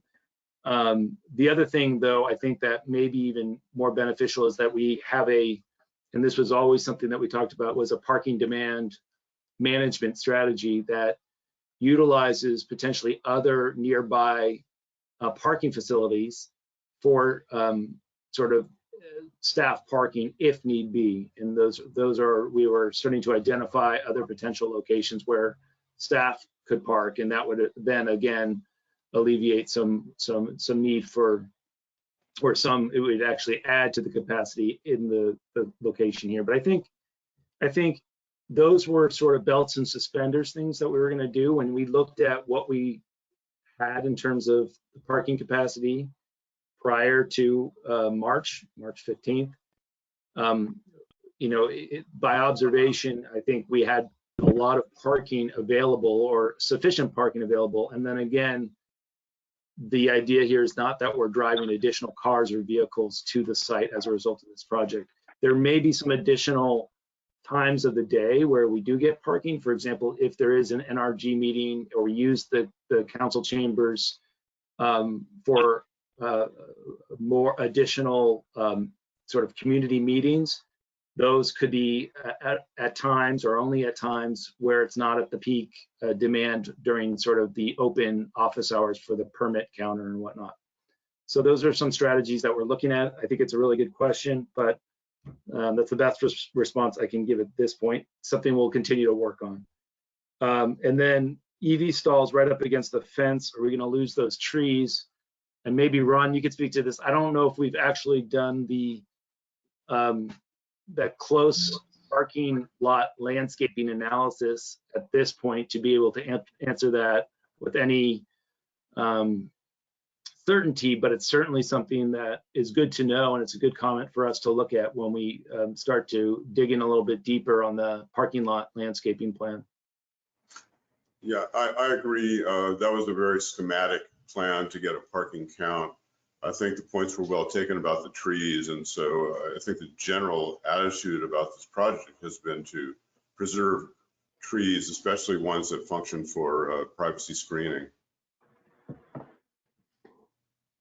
Okay, and I think there's another question I think that we got on the email regarding the environmental analysis. Michelle may have asked this one regarding a transportation analysis. And fortunately, one thing we did do is actually start this sort of some environmental analysis. And part of that we're able to, in the pre-March 15th period of time, get traffic counts, and I think it was late February. So we have started the traffic analysis that would go into a transportation study and assess sort of traffic in that document. We are planning to do an environmental document that would go along with this process to analyze the any potential impacts. We've done a lot of that work already. We wanted to make sure that we brought this to the commission first, though, and hear any feedback we got. Obviously, the document needs to reflect what we intend to bring to the commission at a public hearing.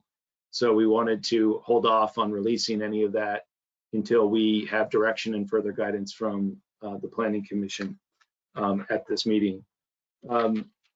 Those were the main ones that I have on sort of the non-architectural discussion and comments. If there's something that Adam, this is RJ Suko, Public Works Director. If I could jump in and make one comment before we turn it over to Ron for architectural responses. And that was just to provide just a little quick insight on, the question about how does the, current COVID situation impact design, and just a couple initial thoughts that I think would be good for people to think about is the current waiting area and service area for the public counter, by my estimation, is only about 8 feet by 10 feet. So, I mean, if social distancing is a thing of the future, you really can't get more than 1 or 2 people to comply with the 6-foot distance in that waiting area currently. And so the expanded public counter does provide enhancements in that regard. And I think similarly for the, the enlarged council chambers, similarly, it would provide that opportunity. Hopefully that's not something we rely on a daily basis, but it certainly does provide for, more spacing. And that's all I wanted to add on the COVID question. Yeah, and I think thanks, RJ. I was also thinking about it. I mean, obviously this is not something that, Ron, you may have some thoughts about it too, but I think some of it was related to how frequently can we work remotely now, and that's in a good way. That's another thing that might reduce parking demand from employees in a sense on certain days or busier times, is that if there is more remote working, obviously bringing cars in isn't necessary for certain employees who are able to do that. And there may be other things that we can think about, but it's a lot of uncertainty at this point about how long we need to sort of be thinking about that in terms of creating permanent changes to structures and buildings as a result of this. My only thought on that one, which of course we're all learning about it, is that the main public spaces that we're creating are still functional. The public service counter, the central lobby area with the ADA access, and then the large community room council chambers. Those are all probably givens. The one place that's expanding or contracting might be the staff area itself, which we've now, in this scheme, put on the lower level. So if there's a contraction in that area, that would be a cost savings, but we'd have to just check and see if the programmatic need has changed because of COVID-19 and social distancing and working remotely.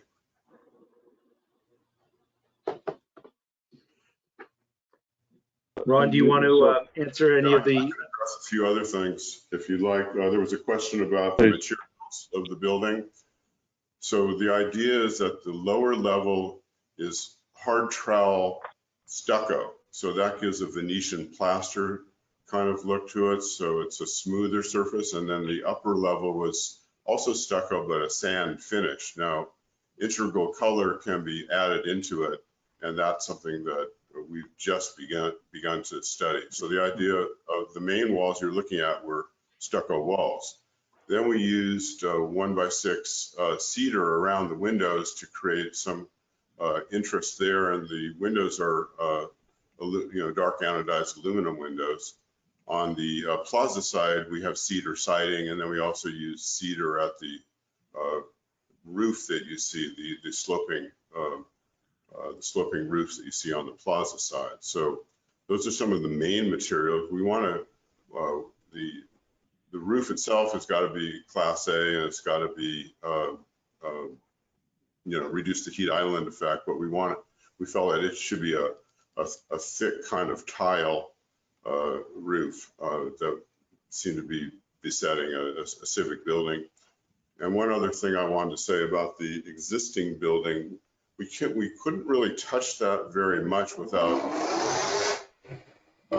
generating seismic type of issues. So we have the one dormer that faces the plaza, and we weren't able to do too much without adding a lot of cost. As far as some of the other comments about whether there should be windows or opaque windows or the size of the windows, I'd like to hear from the commissioners. And just like we've been doing this whole process, is taking all the input in and then sending something back to you that we think responds to these concerns. Okay, thank you, Ron. If I may, Adam, did you have anything else you want to add before I go to Ron directly? A couple of things I wanted to paraphrase from the callers.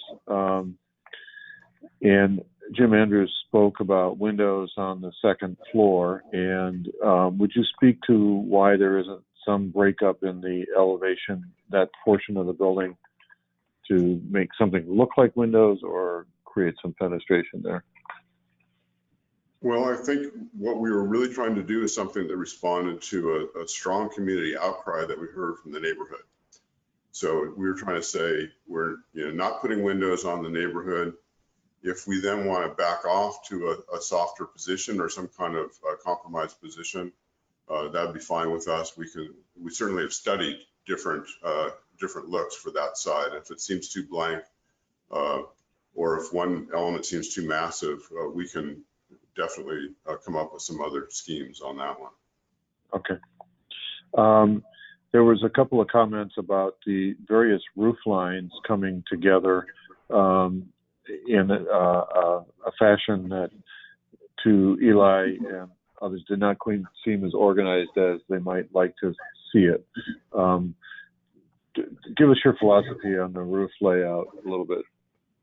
Well, let's start with the community room council chambers. It's a simple gable roof with a scissors truss.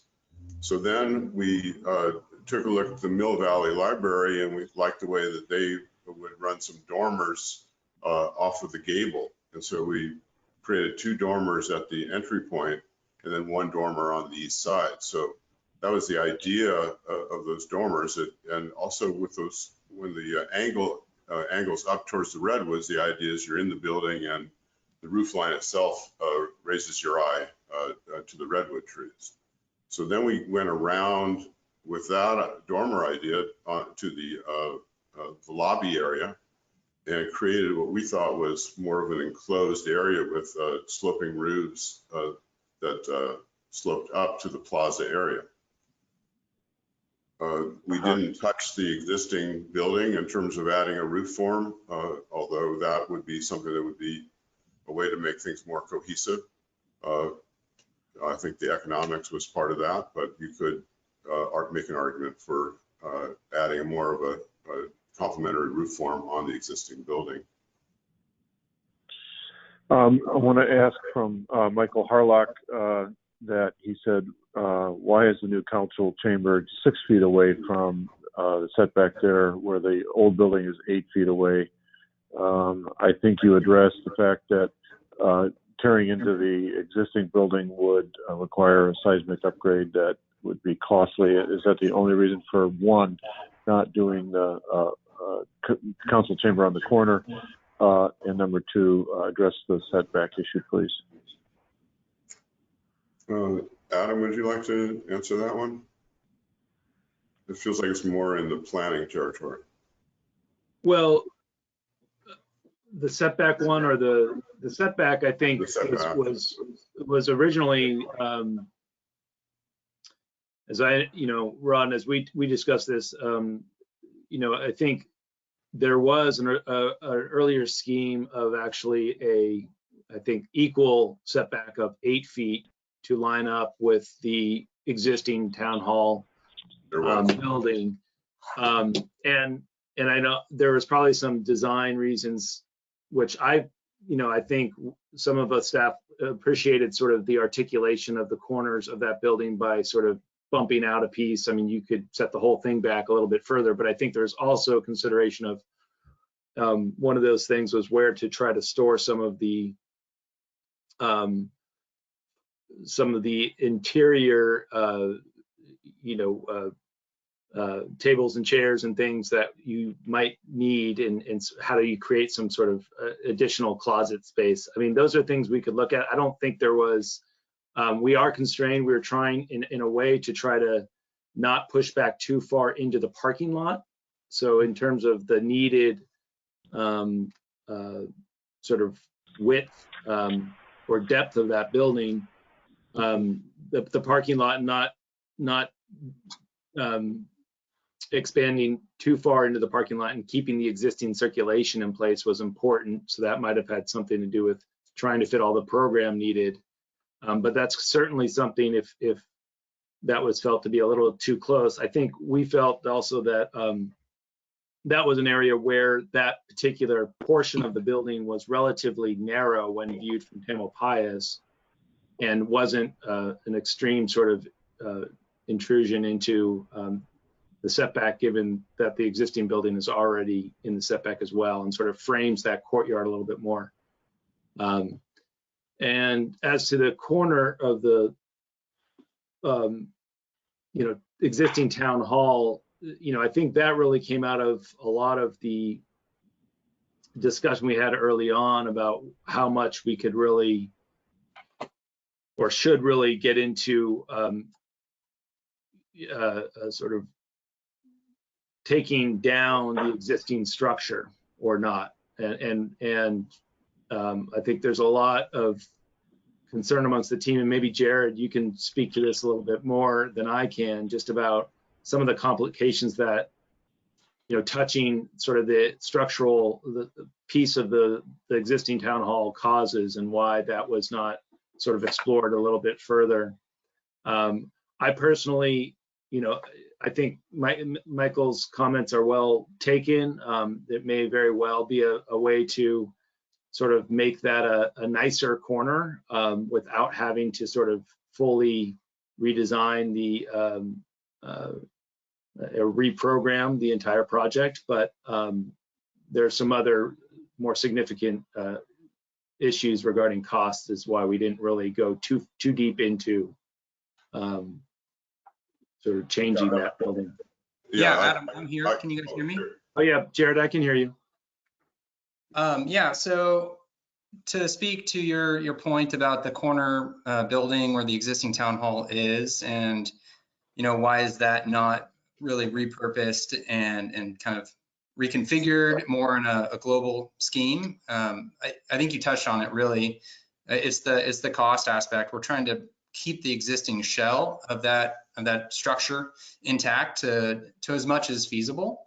I think the design now is a little bit more kind of filling in and creating existing openings, or creating new openings and filling in existing ones, but really keeping the building as close as possible to the existing shell. And that's, yeah, from the whole global cost aspect, because the interior tenant improvement, or TI remodeling cost per square foot is significantly less than if we were to wipe it down and rebuild back up. But that's all, yeah, cost driven primarily. We're trying to be very conscious about budget with this one, and try to work with the existing building as much as practicable. But to your point about rethinking some of the exteriors and maybe reworking some of the exterior forms on the existing building, that's all up for consideration. Very good. Well, you guys have answered those questions. Adam, you want to add anything else about that, or any other issues? Okay. So there are other elements, but I would really like to start in with our commissioners and hear their comments about this. So as if we were seated in the chambers, I'll start with Phyllis to my right and work over from there. Phyllis. Okay. I have 5 questions, and they're kind of in many different directions after listening to comments from the public and the report, so it's going to jump around. The first one, it has to do with the number of peaks in the roof. I do think it makes it interesting to change the roof line, but you can go a little bit too far and it gets choppy. It should be looked at again. And in addition to that, the concern, and Eli mentioned it somewhat, is when 2 peaks come and meet, it becomes a valley, and that only could lead to, if not done very carefully, flooding and the amassing of leaves, which could cause even more water damage. So it's something I think is very important that that's looked at. As I say, this is jumping around. We've talked about the environmental aspects, which are very positive, and I was just wondering from the architect what LEED's rating he is working towards. Is silver, gold, or I think the top one's platinum. I like the use of glass panels. Being the world's biggest I&P groupie, I love the use of glass, especially in a vertical way. And there may be some refinements, but I think the idea is very positive and adds interest to the building. I also like the use of the cedar around the windows. It adds additional interest and keeps the walls from being very blank. Now here's the tough one. It has to do with the process and the timing. I think things getting lost in all of this discussion. And I've had some separate discussions with people. We talk about this 12 months, and the way it is presented is as if, fine, we're going to sit back for 12 months, but at the end of 12 months, we're going to proceed with whatever the process is. And I don't think that's quite what we're going to do or should be doing, because we don't know what the economy is going to be. We don't know what's happening in 12 months, and probably 18 months is a better time to look at. And I think at that point, we have to be honest with ourselves that maybe we can go ahead with what these plans are. Maybe this should be cut back into just remodeling our original building. Maybe we should be looking at renting space, as we've done now many times. I think that part of the process should be presented in a way so people don't think, oh, here we're going to sit back for a year and then go ahead as if the world is what it was before. And I would like to hear Adam, respond to some of that, what he and the staff are looking at, because I think the community is concerned about that. And that would be the 5 points I wish to make. Okay. That's very well said, Phyllis. Dr. Bundy.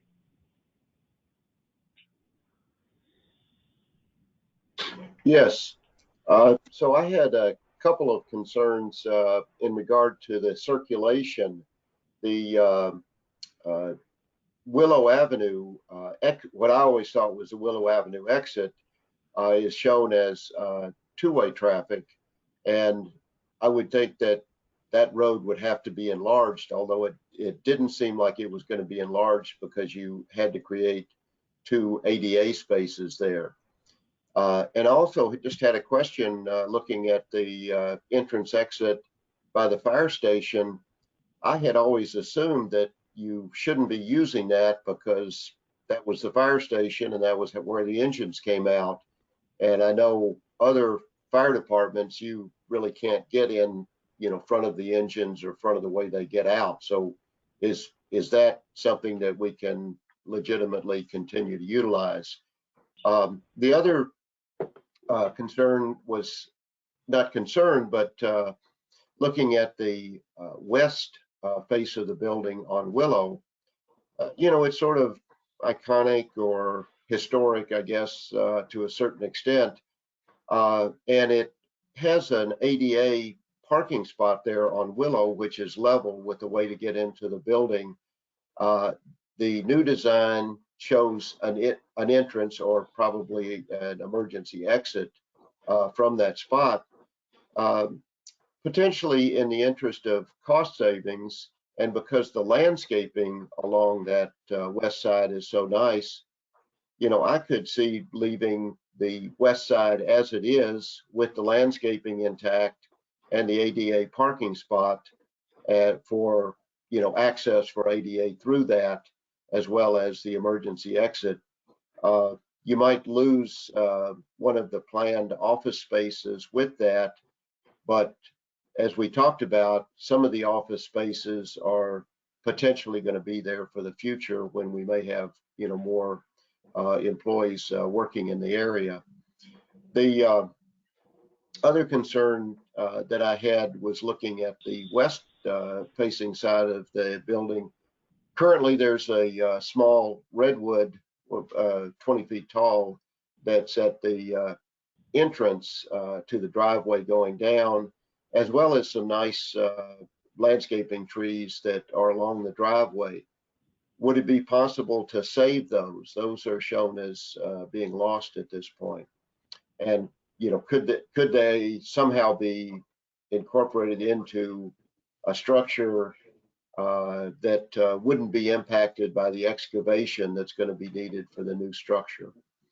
Going back to the corner of the building that Michael Harlock was concerned about and should be emphasized, currently there's really a very impressive oak tree that looks like it's planned to remain there, and that really sort of covers up and is just a great focal point for that corner of the building anyway. And so if you tried to do something to create more interest in that corner, it would be lost behind the oak tree anyway. So that's my concern. The other question, the council seats, the 90 council seats, those are flexible seating. Those aren't fixed seating. Understand? I would assume. And the one other question that I had was, where's the generator going to go when the new building goes in? Where's going to be the space for that? Just in comment in regard to the parking, it doesn't seem like there's ever been a critical aspect for parking. When I've been there, there's always been a parking spot, although oftentimes I may park along Tamalpais. It's really only when we have big council meetings or big planning commission meetings that the parking really seems to be a problem. And that would be difficult to accommodate that. But the existing parking lot for most of the normal features, it always seems like there's a spot there. So those are my comments. Thank you. I think the overall design is quite nice. I like the idea of bringing in the light, having some natural lighting, creating some lobby, and the way the lobby flows into the council or volunteer chambers, as it's been labeled. Thank you. Thank you, Bob. It's just a reminder, I'm just assuming that we'll come back and let Ron and Adam answer some of these things. So, Margaret, let's hear from you now, please.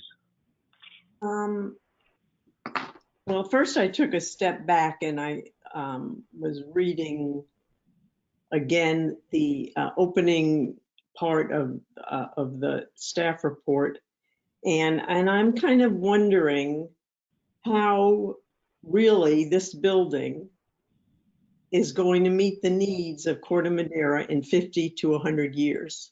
I don't think it does. I've lived here for close to 40 years, and I've seen the change, the huge amount of change that's gone on in just the time I've lived here. And I don't think that this building really is going to meet the needs of people in Corte Madera 50 years from now. Thinking that we're only going to have 5 new employees in 50 years, I think that's unrealistic. You know, maybe we'll have different kinds of cars, but I think people will become more active in a town like Corte Madera, and I'm not sure that 33 parking spaces is going to be enough in 50 years. And 50 years is the lowball number of how the building is supposed to meet the needs of the people here. I don't think it's happening. And the other thing that I also saw that there was a phrase, it's going to be a resource in time of emergency. And I don't know if that has been addressed yet, but I don't see how this building is going to be a resource or what resource it's going to provide to the people here in a time of emergency. The other thing that bothers me a little is I don't think we can define the next 50 years by the next 12 months of our panic in COVID. COVID came upon us, we couldn't have predicted it. I don't think we can predict what's going to happen in 10 years, in 20 years, in 30 years, and I don't think we should define our life from now on. It's a horrible situation, but I would be horrified to define my life the way I'm living now. And I don't think we should be doing that. I don't think we should be defining the finances of the town by what's going on now, because it's going to be different in 10, 20, and 50 years from now. I had one question, and it has to do with, is this building or the what we're doing to it going to have any impact on the fire department that's right across the parking lot? So, and then the other thing, the other question I have, and I think it's a beautiful idea, but I'm not really clear on what the purpose of the plaza is. We have a town park. We have a lot of open space. We have the old town square right nearby. And so I'm not really sure about the purpose of that plaza. I do have also a concern about I kind of agree with what Mayor Beckman said, that I feel like it just doesn't feel like there's a comprehensive sort of solidity to it.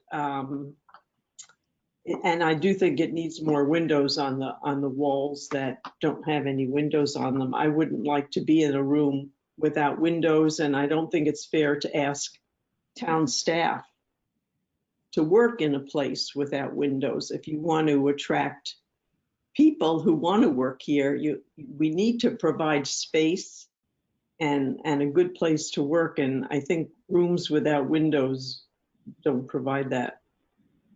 That's all for now. Okay. Thank you. I have a few comments about this, and I will echo some of the commentary about the roof lines and how I'm not sure how they function cohesively. But I also wanted to just ask about the overall roof height. And when I'm looking at section 1,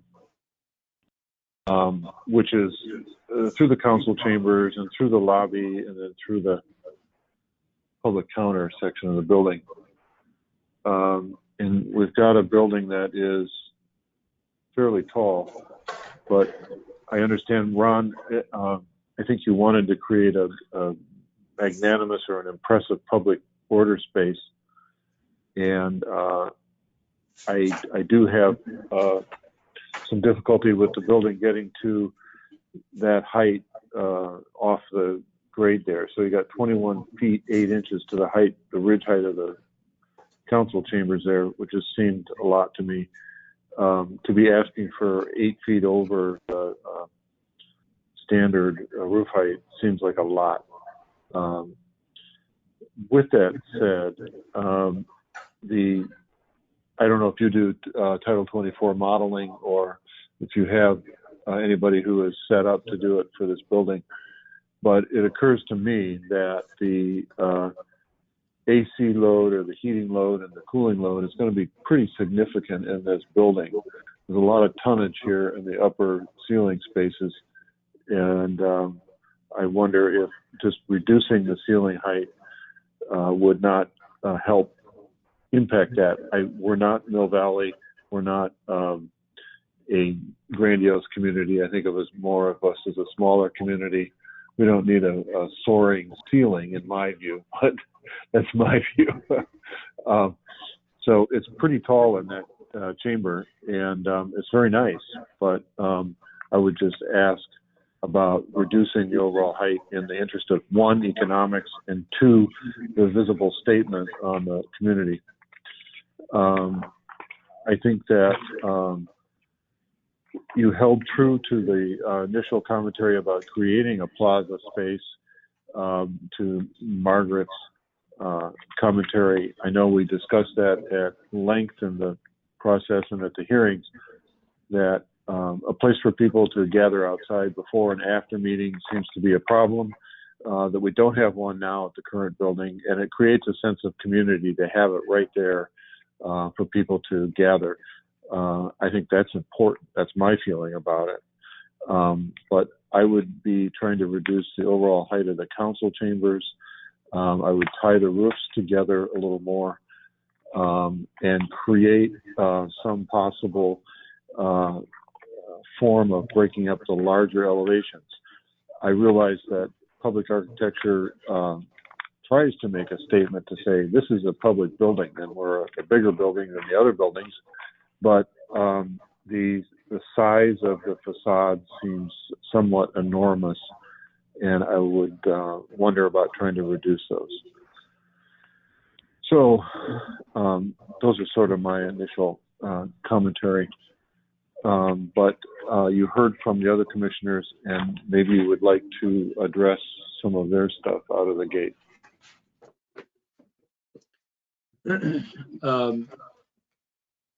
Hi, this is, I guess my mic's on. All right, great. Thank you all.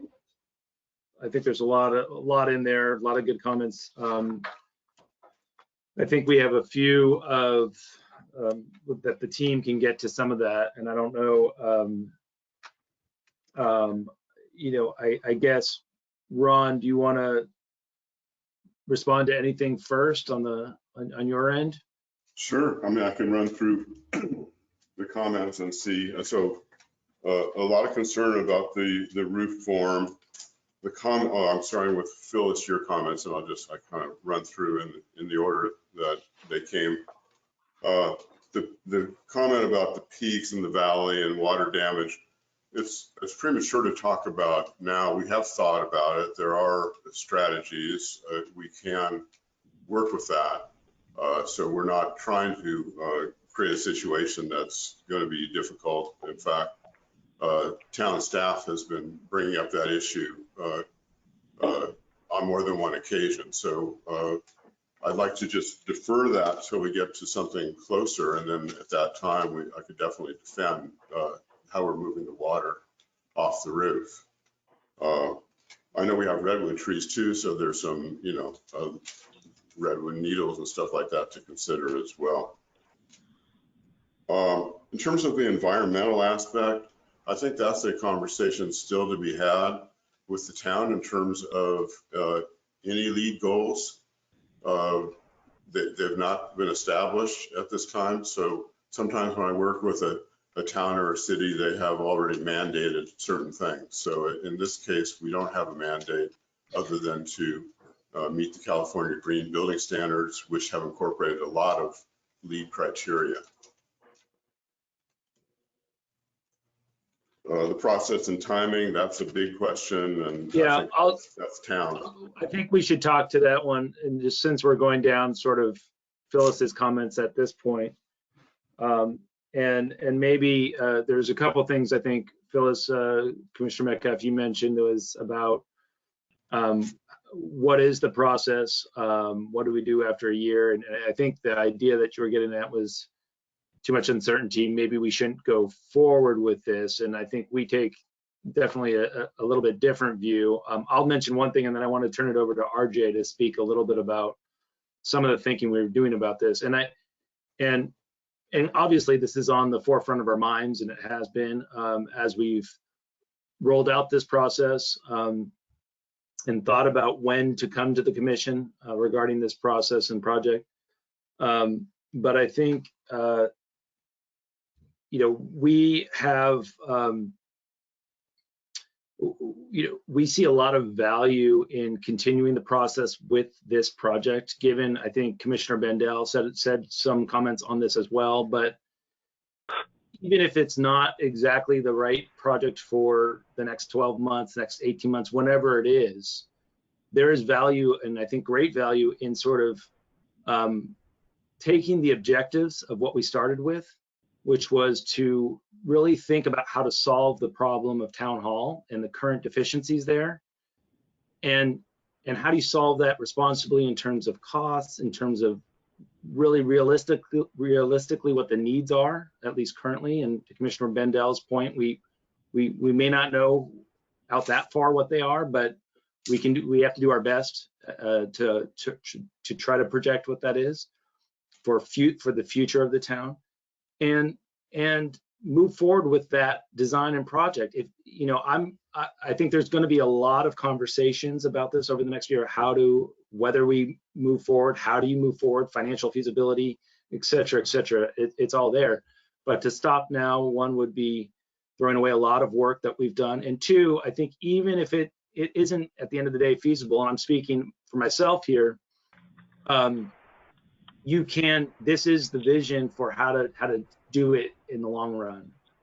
There are going to be a lot of conversations about this between Todd, the town manager, council, the public over the next year or so. But in terms of getting this project and the design and all the work that's gone into meeting those original objectives right now, I think is really key. So and then frankly, we may be surprised, and I'll let RJ speak a little bit to the cost conversation. May I respond to what you've just said? No, can we get RJ in first? I want to respond to your RJ's.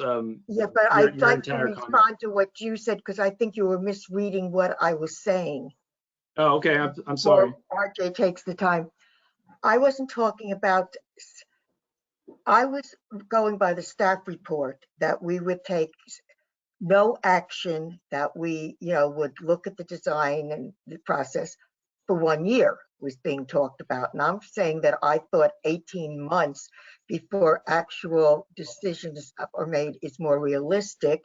And in 18 months, we would have a better reading on what the reality of our new reality is. Okay. So I'm sorry. Stopping. That's why I wanted to talk before RJ did, because you were responding to not what I said, but what you thought I said. All right, I appreciate that, Phyllis, but I do think so it's not stopping, but it'll be a year. Okay, I'll let it go from there. I think I understand. But the idea was that it was going to be a year after the design review process just is over, which obviously we're just starting right now. Yeah, and I was going to speak just a little bit about schedule and cost and whether this answers the comment made or not, or just provides insight. You know, we're learning, week by week, month by month, how our new world's going to look. Obviously, we don't have a crystal ball. We can't predict that now. You could make a prediction that the world's going to go toward more offices now or less offices as it's been the last 5 or 10 years. We just don't know. So we're obviously going to follow that. We're going to, keep an eye on costs and all how the COVID, interacts with this design. And we hope to have a lot more information when we come back, possibly early summer. But I think one point worth keeping in mind is there really is an opportunity or a potential opportunity with respect to cost. I know we saw it in the 2009 to 2013 years following the last recession. I can speak on behalf of public projects on the infrastructure side, the right-of-way infrastructure side, and we were seeing price decreases by 30%, to previous highs. And and working for the county of Marin, and that we really saw a lot of value and got a lot of value in investing in infrastructure at that time. And it's possible that could present itself for us in the coming years. And so there is a possibility that if we're poised and in a position to get a town hall project at a significantly reduced rate, why wouldn't we want to be in that spot? And then Jared was working, similarly on the structure side in that, and I know he's talked about at least one example where he saw, a high estimate project come in really low. Jared, do you mind touching on that one and perhaps shedding light on what year that was? Yeah, RJ, thank you. That was just in our neighbor down the street over in the town of Ross. They had a little elementary, middle school remodel done, and I can't remember exactly. It was probably 2011, maybe 2012. But the original estimate came in at around 20 million for the total project, and the low bid was around 12. So yeah, that was one example I have specifically that I think you're talking about. Yeah, and even before we talk about impacts of COVID and all of those things, we did have an inclination that by going toward the more current proposed design, that we were saving money compared to some of the numbers that had been circulated at council and had been programmed. We're not ready to report on that, but that's something that we could come back and provide more specific numbers on, even though, it may not be the precise objective of part of the planning process. But I think given it's a government project, I think it's a valid point and one that we could shed some light on as we return to Planning Commission on our next time. This is Peter Chase again. I'm going to chime in a way that sort of addresses the issues in a way, since this is not a formal hearing. And I just want to say that being that I am office bound and planning for the next year or two of construction work, that I talk to people all day, every day, from the consultancy side to other contractors. What I'm finding across the board is that consultants are completely occupied right now, and they are not doing construction administration. That means that their field people are not out there. They're in the office doing work. Everyone is scheduling time very carefully to address the work that's in front of them, and they're looking out 9 to 12 months. So when we do get started again, there's going to be a shortage of people, much like there was a year or two ago. And it's going to be very hard to get projects done. I think making hay on the design front is important to do right now. The other interesting thing that we find hearing is that people who are on the client side are saying, where's my discount? And everybody is saying, what discount? We did that before. We're not going to do it again. And besides that, everybody's taking it very hard to get through this current phase. So no one is very eager to start offering up concessions and money savings right now, particularly when they're suffering as it is on the bottom line. They want to get back to making money and do it without having to take a hit again. In 2009, everybody dropped their rates 15 to 20%. I don't think that's going to happen this time. I think that the economies of the next 2 to 3 years are going to be coming back to full bore, and then when the money runs out, we'll find out what happens in 2 to 3 years. But I think that's kind of where we are. That's my experience in the day-to-day, for whatever that's worth. Thank you. All right. So, did you want to add anything else, Adam? I think we've kind of gotten through this pretty thoroughly. Yeah, I think that, well, there are a couple. So, just a couple, Commissioner Bendel, clarifications. One, there shouldn't be any impact on the fire department with this project. I know Todd has talked about and mentioned that in the future, that's another site that we want to look at in terms of potential rehabilitation. But this project itself, other than, obviously we'll have to look very closely at temporary construction impacts and how that affects and how we manage that. But we will ensure that that facility is not impacted by this project at all. And one of the reasons, getting to Bob's question, we're not currently changing or proposing at this point in time changing circulation patterns in and through the town hall site.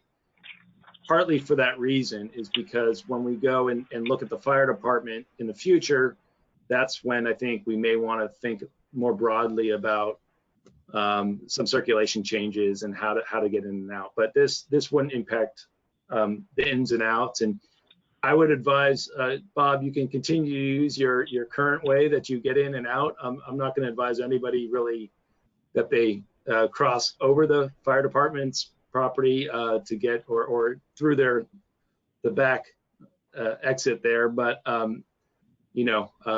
so general public probably still go through off the Tamalpais and then out on Willow is fine. The other thing, Margaret, just to clarify, the windows, the office location is the downstairs. So those will have windows looking outside. They'll be at sort of that ground level view. What was on the upper floor facing north, inside were really bathrooms and sort of back of house space for the town council, where like the video equipment would be and some other storage things. So those weren't, other than some bathrooms and still there could be some, opaque glass in those, but they weren't actual office space. So I just want to clarify that. Other than that, I don't know if there were any other questions, but we did get all of your comments for sure. There were a couple that I could respond to. Commissioner Bundy asked about the generator location. Yeah. That was on the lower level towards the south side, towards Tamalpais Drive. We had a utility room that's below the council chambers area. And so we were thinking that that would also be a place for the generator. And then we're under discussion about what kind of generator we would have. I don't think we would be having the same type of generator that you have right now. And then the idea, to pick up on Commissioner Chase's comment about energy usage, our idea was that utility room then we sent up our HVAC system out of there that goes right to the larger chambers area. We had a couple different strategies for how we might, heat and cool that building. So we could, I think, discuss that more in detail at a later date. It's a little technical, but I did want to point out that volumetrically, the council chambers community room that we're proposing is much smaller than the community center that's down the street. So we could get a sense of the energy usage of the community center and try to extrapolate. That's possible. Let's see. So I think from Margaret's comment about 40, 50 years, 5 new employees, you know, you guys did a study a few years ago about how many employees get added every year, and it's something like a net 1 to, you know, half to a 1 employees get added annually, something like that. I forget what it was, Adam, you probably remember. I do think that now that I'm, you know, what would be the appropriate preparation for this future of technology here? And do we even have an idea of how it would change the architecture of the building or the use of the building at this point? You know, here we are webinaring and Zooming and all that stuff, but how would space be used differently? Yeah. Well, and I think one thing that has been built into at least the idea, and Ron has worked at this, is really, at least for the council chambers, and you can see that is flexibility, and how do you make that as flexible as possible to serve multiple different uses depending on the needs as those change.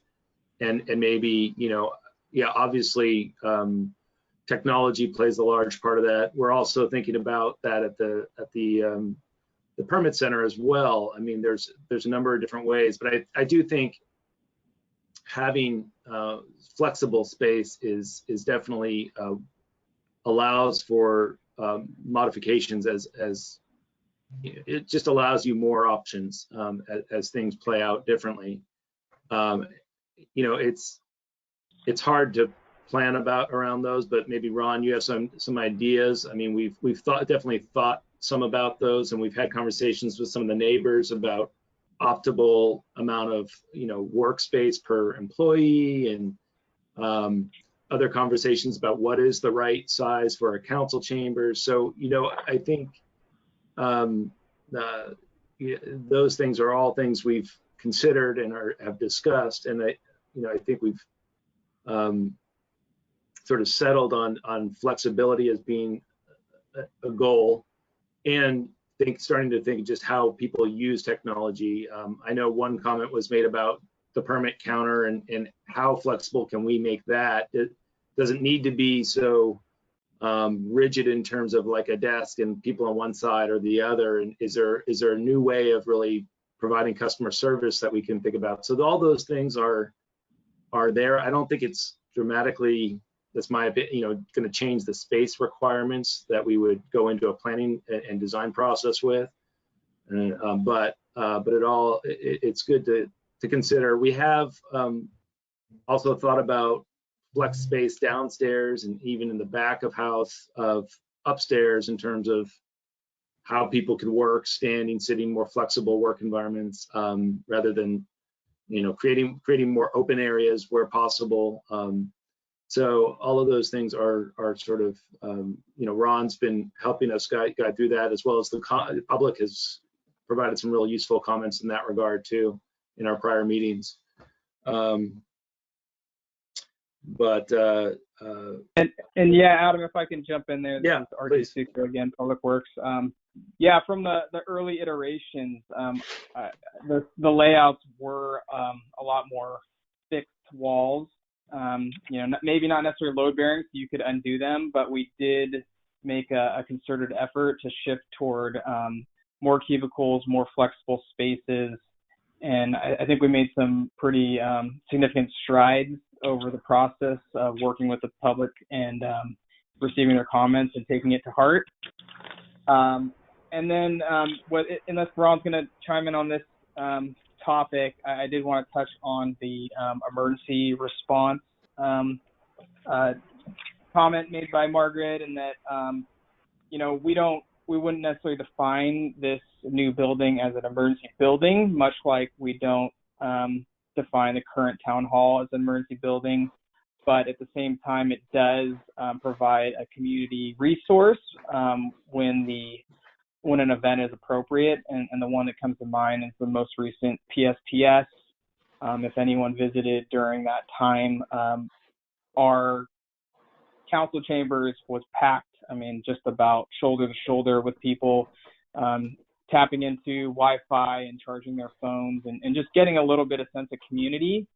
And so with the larger council chambers, you can just, very quickly see that being a more enhanced experience and a better asset to the community in an event like that.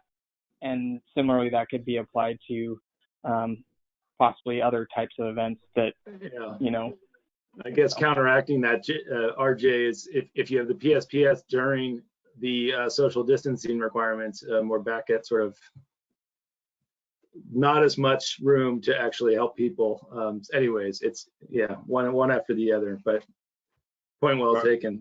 Thanks. I'll just add in a couple of thoughts on this. Peter, I mean, I think it's a wonderful question. It's something that we're all asking. There was an article in the paper today about it, the Chronicle. When we talk about flexible space, I think we're talking about options and some backup strategies. Sometimes we haven't really developed backup strategies and or options for serving the public. I think there's going to be a lot more screens involved, and right now we're in a virtual space. So I think the use of a virtual space is going to be something that becomes an option. This doesn't necessarily negate the need for the physical space that we're talking about. My analogy would be library work that I've done, where everybody thought, well, now with the technology, we're not going to need shelves for books, and we're not going to need spaces for people to come to. But what we found with libraries, and this is just an analogy, is that you needed the public space just as much as you needed the virtual space or you needed the screen. So I think it's a parallel track is what we're going to find. Very good. Yeah, I think that the answers have been forthcoming and candid from you, Ron. So to summarize, if I might, unless somebody wants to chime in some more, you've heard a great deal of comment. We've heard about people asking about using the space succinctly. Is it the size that it needs to be? Is it too big? I think Margaret is, if I may paraphrase, sort of saying, maybe, it's not big enough. Margaret, nod up or down or shake your head left or right. That the 50-year plan is maybe not enough. People are always worried about parking, but I think that we did a study a few months back where it was determined in this, a very informal study, that the parking at the town hall was not a problem now, particularly with the fire department getting moved. A couple of additional spaces were coming up. And I think you guys have taken very good notes about the rest of the issues. And I do have a question, is that how are you guys going to follow up with this? Is there going to be a public memo that gets distributed as a result of this, or how will you bring this back to fruition as the result of this meeting? So if I may, I think the idea, really similar to other study sessions and preliminary review meetings that we've had, would be we could obviously this is going to be posted on our website, and anybody who wants to hear the comments can review them, and we'll do the same. We'll study them intently, I'm sure. But the idea really is to move forward into preparing the application. And one thing I didn't hear, which would be great to hear a little bit more about, I heard some of it from Peter, was really what you'll see is the applications before you will be the design review and those sort of findings. We're requesting that permit, the variance for the height and the setback and the parking, which we've touched on. Peter, you touched on the height a little bit of the town council chambers, and the setback we talked about a little bit as well. And then the conditional use permit. And I think actually that was the mail-ins touched on sort of the use of the building and the structure and what sort of concerns there are around that. So anyways, we'll take these comments and then we'll go back to really work on revising and addressing them in both through the project description part of it and the actual written project description, but also through design. And that's, you know, where Ron has been really successful, I think, from the January 30th meeting to here. And I think we heard that tonight. You know, we'll do that. We'll take another look at all of these comments and do another round on that. And then we would come forward with an application back to the Planning Commission, really to show that we have, to the best of our abilities, really addressed what we've heard tonight. And if we haven't, explain why. So, you know, what I'm not hearing, and correct me if I'm wrong, is that we should not move forward. You know, I'm hearing that there are things definitely to improve upon, but that we should take those comments to heart, work on them, and then come back to the Planning Commission for you know, either, you know, for basically the a hearing on the application. And by no means there may be a need for additional meetings in the future on that. You know, we've had that in the past as well, but that's the feedback that I'm hearing, and I'd love to hear if there's a difference of opinion on that from the commission. Okay, that's a good question. And I'm going to start with you, Phyllis. How would you characterize your thoughts about proceeding? You know, do you want them to pause and reconsider, or come back to another study session, or just develop the application and come before us? Well, I would like to see what changes are made after tonight's meeting. So it would be another study session or discussion. But as I say, I didn't say to pause entirely. I said we kept on, Phil kept on talking about it's going to be a year before we can actually, I guess, get the permits and start moving forward, et cetera. And I'm thinking it may take more time. And whatever is existing within that time may make, that would be the time to think, are we going ahead as planned? Not that we stop now and do nothing. It's when we come back, look at it and see where we're at. So at this point, what I am thinking in response to your question, Peter, is, you know, I'd like to see what changes and what refinements are made after listening to our comments tonight, those of the public, and have some discussion about it. Okay, can I respond to that? I just want to clarify the process that we've talked about in our documents or tried to communicate. We would like to get through the design review process as quickly as possible. And then at that point in time, whether that's this summer, you know, hopefully this summer, but then we take a year to pause. So we would like to move this design process forward now and then pause as need be until we understand the financial implications and whatnot. So that's the distinction, Phyllis, Commissioner Metcalf, I'm trying to make here. We want to move, we're not going to wait a year to get design review through the design review process. That isn't what I was saying. I'm saying we should look at this, look at what refinements are made after tonight's meeting and proceed along that basis. I just want to be sure that people understand that it's not a fait accompli, because there are a lot of other things that have to be done with money. Okay, Dr. Bundy. I would favor proceeding and bringing an application back before us. Okay, thank you, Bob. Margaret. I would prefer another study session and to see how what changes are made. I wasn't under the impression that what we have here is a done deal. Right. Is it? It's not. And I'd like to see a little more development in what we've talked about.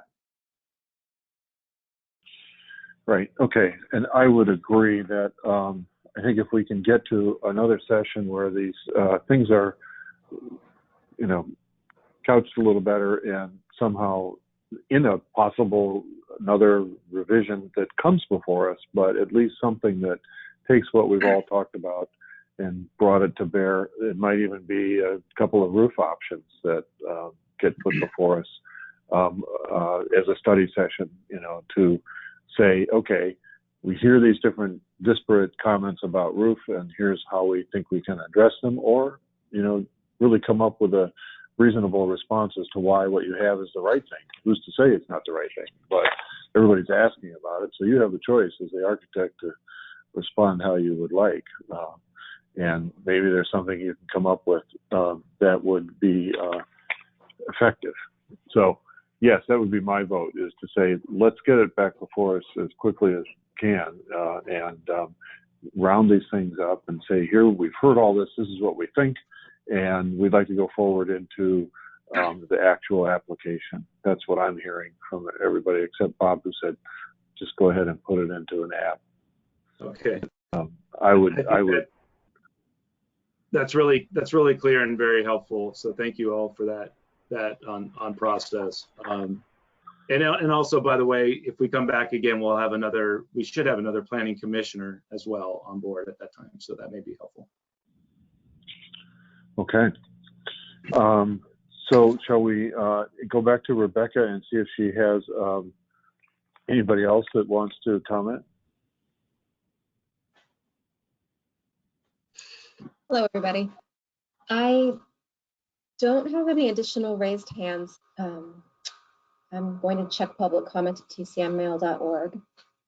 And I am not seeing any additional emails, but I did at the beginning tell people if they were having difficulties to send, feel free to send me a message through the questions and I would unmute them. And I did get one additional comment from Michael Freeman. And he says, I'm a property owner on Willow Avenue and I'm very pleased with the updated design. My only regret is that we have to delay the project. I am in the commercial real estate business and feel there is a strong likelihood all the neighborhood properties will benefit from this new town center and property values will be positively impacted and likely increase in value. A licensed real estate appraiser can confirm this. Great improvement for our town and a very nice statement to the community. Thank you. So I will make sure that gets entered into the public comments. Scrolling further down, I'm seeing comments from Steve Hoffmeyer. This is Steve Hoffmeyer, Corte Madera resident. Is the regular invite allowing for speaking on our end, or is it muted by default? With your permission, I can unmute him if he's still on the line and allow him to speak. And then I have a comment from Peter Schwartz, who says, I have extensive comments and will send them in a separate email. So let's start with Steve. And Peter, if you're still on the line and would like to verbally give public comment, I can unmute you after we hear from Steve. Okay, yes. Steve, you are able to make a comment if you unmute yourself. Steve?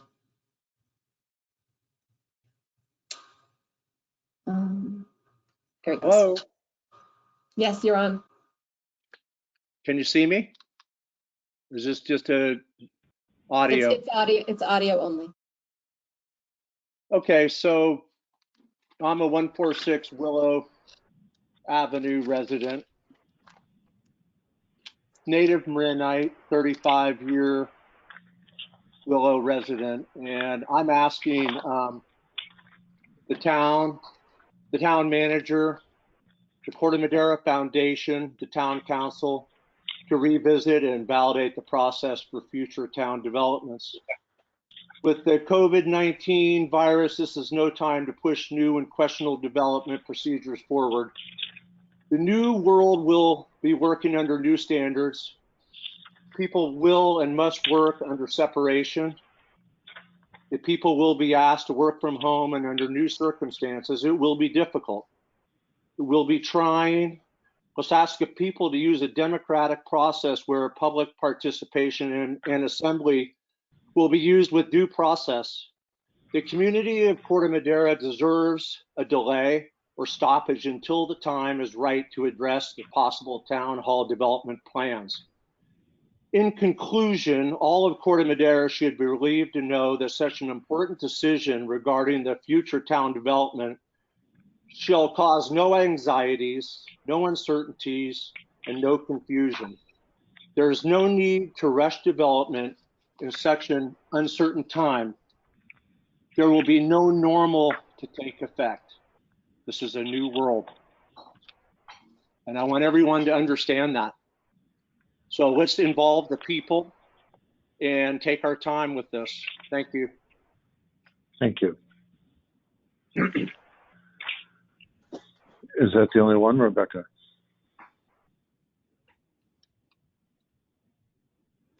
That is the only one. So I can unmute Peter Schwartz and see if he would like to make verbal public comment, although he did indicate he would send them in a separate email.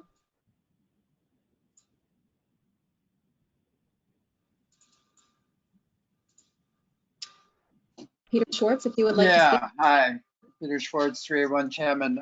Yeah, I think for the interest of time and clarity, I'm going to send them in a separate email with annotations on the drawing, so it'd be much easier to follow along than reciting them verbally and you guys trying to capture them in notes. Okay, thank you. When you send the email, it will be included in the public comment record. Great, thanks. Thank you, Peter. Okay, I believe that is all for now. Okay, so we would have gone through this subject as thoroughly as we can here tonight. And we can close this study session and move on to the final things on our agenda. So with that said, I don't know if Mr. Ron wants to hang around or he wants to drop out. So we're going to go on to other items on the agenda. And so for the public, I see there are still a fair number of people listening in. We've got to address reports, announcements, and requests of planning director and tentative agenda items for May 12th. So, Rebecca, I relinquish my square. All right. Thank you, Ron. Thank very you much. all. Thank you. So I have a couple of reports on a couple of other items that are currently out in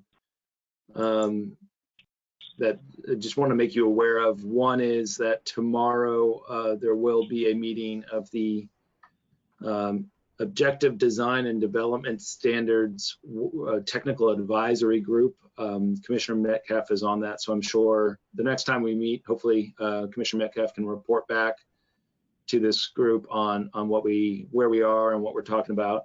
But there are on our website as well, there's a lot of good materials and information for this commission and members of the public, if you're still on, to go and look at. This is really a project that is responding to some of the current legislation, but is also good on our end to start to work on what sort of design standards we want to see for multifamily housing development, which is an obvious sort of point of discussion and important for this town. And I will just say, please go to the website.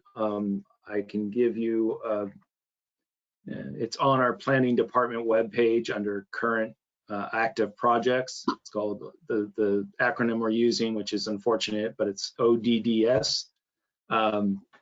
And you can search for that also on our website. But the more people who are aware of it and why we're doing it, the better.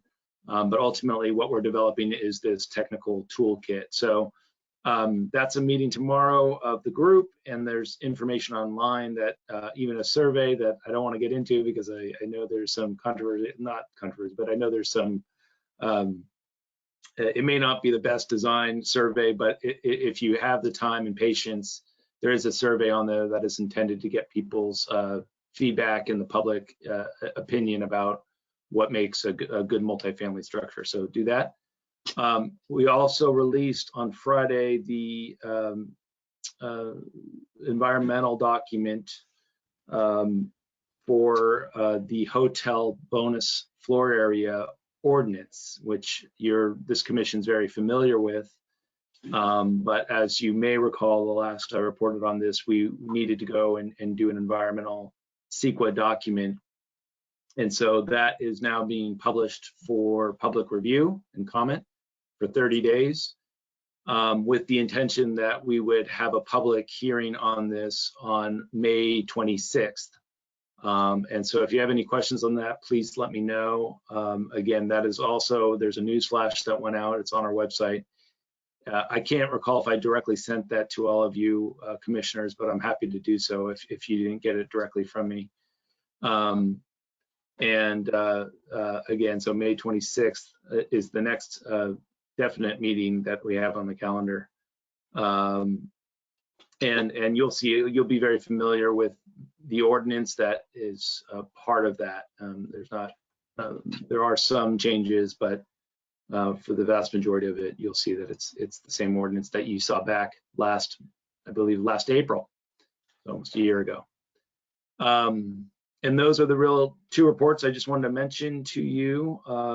We don't have at this time any agenda items for May 12th. Part of the issue that we've been running into is related to how to have our typical sort of housing projects that come before you continue to be heard. Some of the, for example, a lot of communities are dealing with how to allow for erection of story poles during this time, which is not expressly allowed per the health order. But in any case, we haven't had issues really. I think fortunately in that regard right now, we're dealing with projects such as this, which are study sessions, and we have an ordinance in May. So all of those things can easily proceed. And of course, we're just waiting. We're expecting to hear about revisions or a revised health order this week. So obviously there may be some things that change as a result of that. That's my report. Does anyone else have anything to report on council meetings? Phyllis, do you have anything?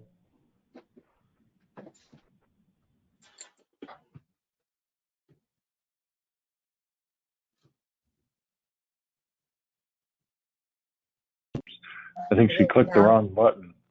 Are you there? I know. I'm here. Do you need me to change something? No, go ahead and tell us. The last council meeting saw the reorganization of the council and the seating of the 2 new council members. And Eli Beckman is the new mayor.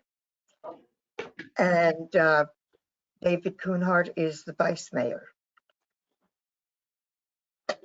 And also, if people will take the time, there is an outstanding, I would almost call it a state of the city report done by Todd Cusimano of where we are as a town and where he sees us going for the next year. It's long, but it's worth listening to. I would second that. Thank you for mentioning that, Phyllis. Okay. Anyone else have anything to report on?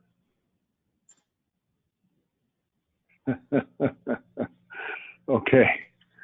I don't really think there is. We haven't met enough. We haven't had enough of a process here going to really give much back to facts and figures that have occurred in the last 30 days.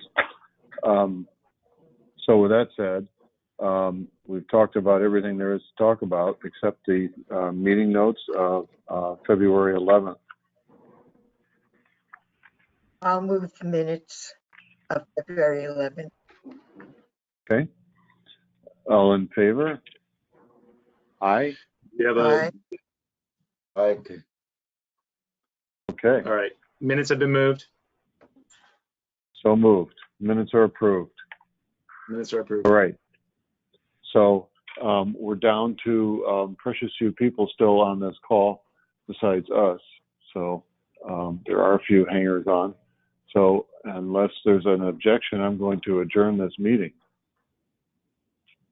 Okay. Rebecca, please adjourn the meeting. Thank you. Okay, Thank thank you for working with us as we explore these technological opportunities to continue our meeting. And I'm happy to receive any feedback anyone would like to send me. Thank you. All right.